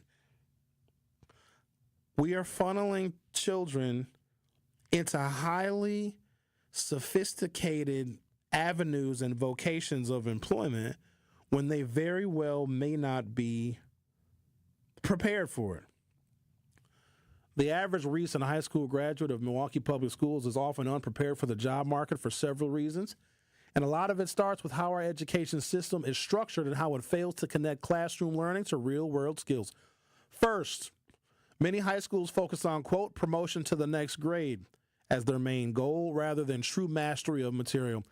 This is sometimes called social promotion. Instead of making sure students actually understand math, reading, writing, or even basic problem solving, schools push students forward to keep up with their age group to avoid the stigma of being held back. The result? You get a diploma, but you might not have the skills that employers are looking for. 1, gaps in basic skills. A lot of MPS graduates struggle with reading comprehension, writing clearly, or doing basic math without a calculator. Employers notice this right away, whether it's in a job interview or on a job application or in their first week of training. 2, lack of soft skills. MPS schools rarely teach things like communication, teamwork, time management, or how to handle criticism. That's a big one. But these skills are essential and make you promotable and successful at almost any job you may pursue. 3, no real world experience. Many students graduate without ever having a job, internship, or even a volunteer gig. They haven't learned how to show up on time, dress appropriately, or interact with supervisors and coworkers. 4, little exposure to career options. High schools don't often connect students with local industries, trades, or entrepreneurship. In a city like Milwaukee, where manufacturing, healthcare, and tech are all big, students might not even know what's out there or how to get started. Number 5, grade inflation and social promotion. When students are promoted just to keep them moving, grades lose their meaning. A B might not mean you've mastered the material. It might just mean you showed up for class and weren't truant. This undermines academic success because students and their families think they're on track, but the reality hits hard when they try to get a job or go into the trades. Standardized testing overload. So much time is spent teaching to the test that critical thinking, creativity, and practical skills get pushed aside. Employers want people who can solve problems, not just fill in bubbles. There's a big myth out there that if you're not, quote, college material, you can just jump into the trades and be set. But the reality is, even the trades require a level of preparation that a lot of Milwaukee public high school graduates don't have. So I'm going to pause there. I'm going to come back, and I'm going to illustrate to you how high school graduates from MPS, not all of them, but the ones that we think are not college material that we push into the trades, they're not prepared for the trades either. I want to give you some details as to how MPS does not prepare some of those children who are just barely making it, who are getting promoted from grade to grade to grade with no mastery of the material, how when we funnel them or encourage them to go into the trades, they're going to drop out of that too. The Truth with Sherwin Hughes on 101.7 FM. I'll be right back. The Truth with Sherwin Hughes returns after this on 101.7 The Truth app, and 1017thetruth.com. Brew Crew Tuesdays are back on July 1st. Churio sends it deep to left, and there she goes. Catch the Brewers on local TV as they battle the New York Mets. And Yelich launches one deep right center field. Forget about it. Oh, my goodness. Third deck. This edition of Brew Crew Tuesdays is presented by Construction Business Group. Tune in July 1st at 6:10 on Fox 6 in Milwaukee, or check your local listings to watch the game. I've got to share that I am also a beneficiary of the Old National Bank Empowerment Loan Program. So, Tracy, with that being said, what is the Empowerment Loan Program? Great. Well, the Empowerment Loan Program is a special purpose loan program that we launched 2 years ago. It has been a success. It was something near and dear to the heart of not only our chairman and CEO, but just our organization as a whole. We work with contractors, consulting firms, retail food operations, daycares. In fact, so far, we've approved $50 million of loans to minority and women-owned businesses within a 2-year period. And for those that are now leaning more into this conversation, what's the best way to get in contact with you as part of their interest in the Empowerment Loan Program? I'm going to give you my cell phone number to the listeners. It's 414-687-7393. And if that doesn't work, feel free to reach me at my email, tracy.meeks@oldnational.com. Tracy Meeks, Senior Vice President, Community Lending Market Executive from Old National Bank. It's the Tsunami Express Car Wash 4th of July sale spectacular. Get 50% off any car wash now through July 6th. That's a long-lasting clean starting at just $5. With free vacuums, mat cleaners, and detailing tools, they make it easy to reset your ride inside and out. No stress, no mess, just a fresh, satisfying clean that fits right into your summer plans. Again, that's 50% off any car wash only through July 6th at Tsunami Express. Find your nearest location at tsunamiexpress.com. Hey everybody, it's Sherwin Hughes, and I got to tell you about one of my absolute favorite places in the city, Mr. B's Privileged Lounge, located on the northwest side of Milwaukee at 8617 West Brown Deer Road. Mr. B's is your go-to destination for comfort food, an incredible drink menu, and live music that keeps the vibes going all night long. So whether you're winding down or if you want to turn up, Mr. B's has the flavor, the energy, and the atmosphere you've been looking for. Mr. B's Privileged Lounge, privileged to serve. My overall experience with Gruber Law Offices has been phenomenal. The treatment was excellent. They will be supportive of you. They will listen to you. It was a great experience knowing that I had people to help me. I know I could count on them to do what I needed to get done. Experience with Gruber was great. They gave me my life back. It was amazing. He gets results. We know how to win. If you've been injured, call Gruber Law Offices. One call, that's all. Gruber Law Offices had my best interests at heart. You are listening to The Truth with Sherwin Hughes on 1017 The Truth, The Truth app, and 1017thetruth.com.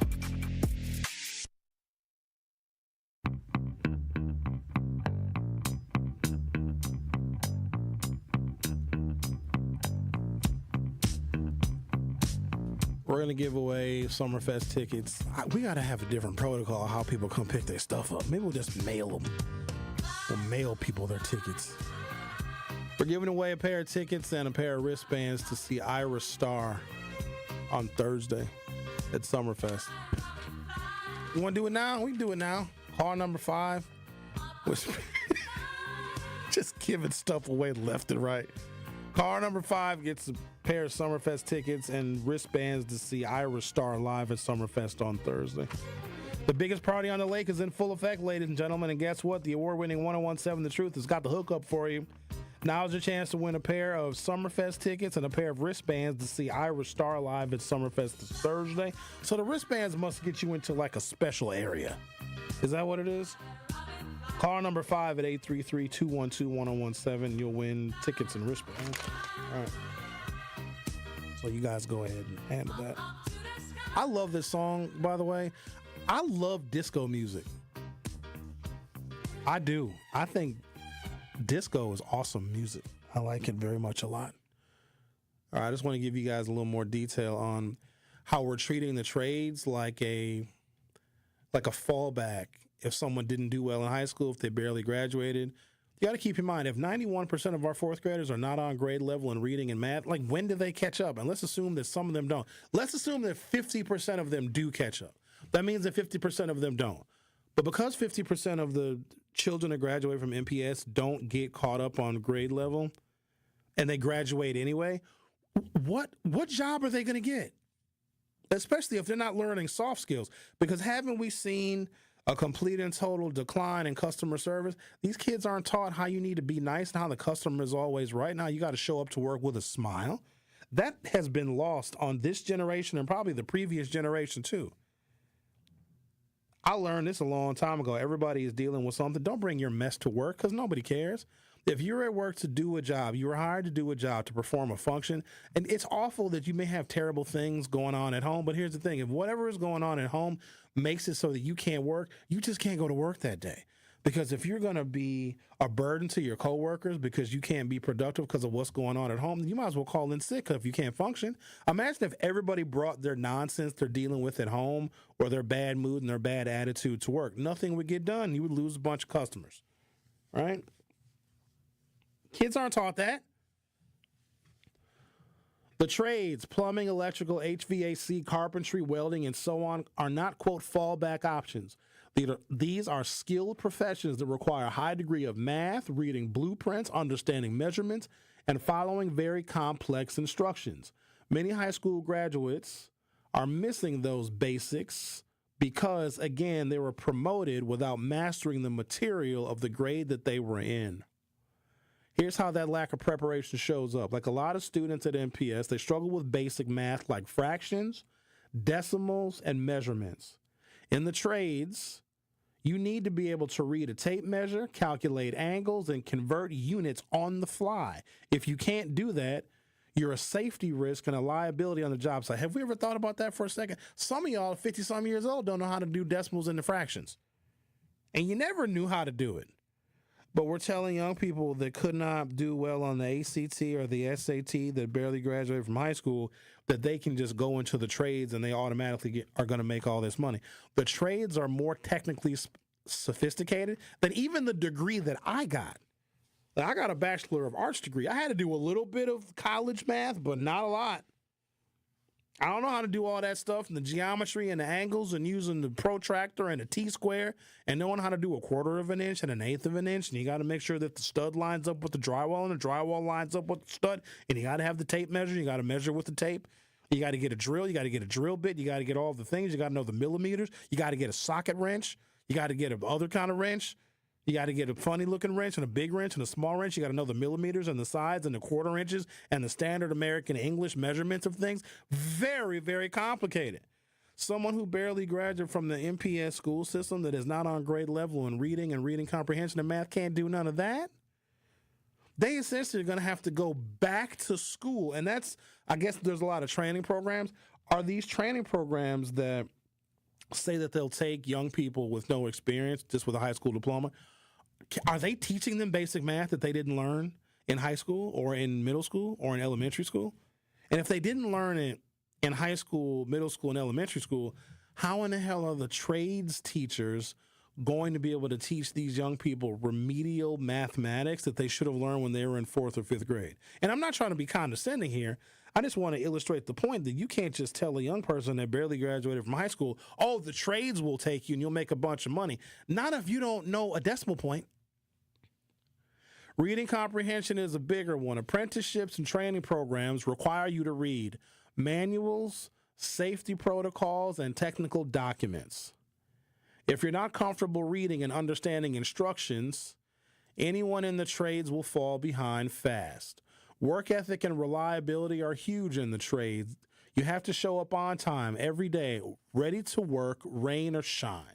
But if you've never had a job or if school never held you accountable for attendance or deadlines, this transition can be rough.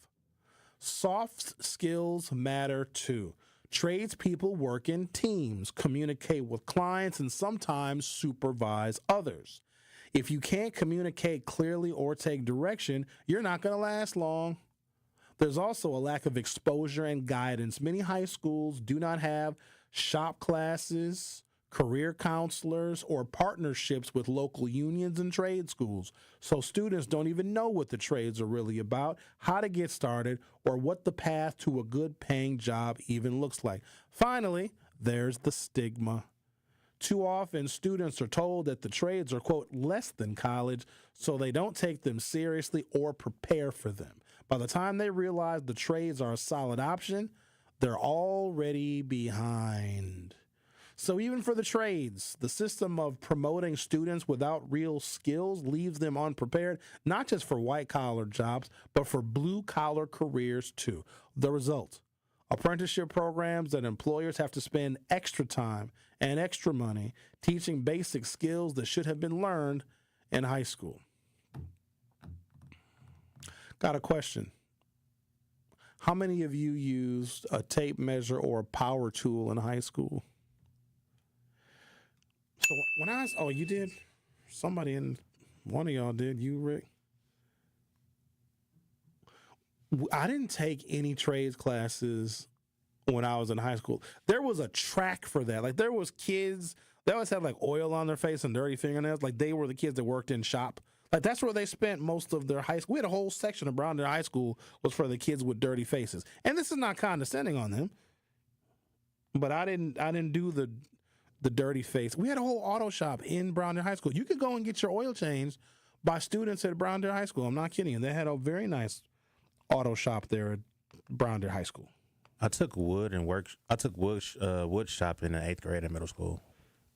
Yeah, we had this class called Industrial Arts in 7th and 8th grade. You can't have that kind of stuff in a classroom now. We had metal files that could be murder weapons, and we sword fight with them. But this is different. Like in the 80s, we were tougher. We used these miter saws and band saw. How in the hell? Do y'all remember this? There was a saw, a jigsaw, a miter saw that could cut your hand clean off. And we're in 7th grade making like wooden projects. You can't have a metal wood file in a classroom now. Hell no. Most of what was in our industrial arts classes were dangerous weapons. There's no way that you can still have that in classrooms now. I'm thinking, I used a damn saw at 12 or 13 years old, just on a piece of wood. Oh, Sherwin, okay, here, we're going to take the file, this metal object that's sharp, and file that down, then bring it on over here to the miter saw, and then cut it in the shape of an owl. Yeah, you can't do that now. And they've also taken a lot of the trades out of the schools in favor of hiring teachers and specialists so that the kids can do better on the standardized tests. All right, so my show is done, but when I walk out of here, I'm going to take the advice of Tori Lowe. Keep your head on a swivel. Green don't always mean go. Thank you for listening. I'll see you next time. Summerfest is back, and the award-winning 1017 The Truth has got you covered with free tickets, Truth Nation, to the world's largest outdoor festival.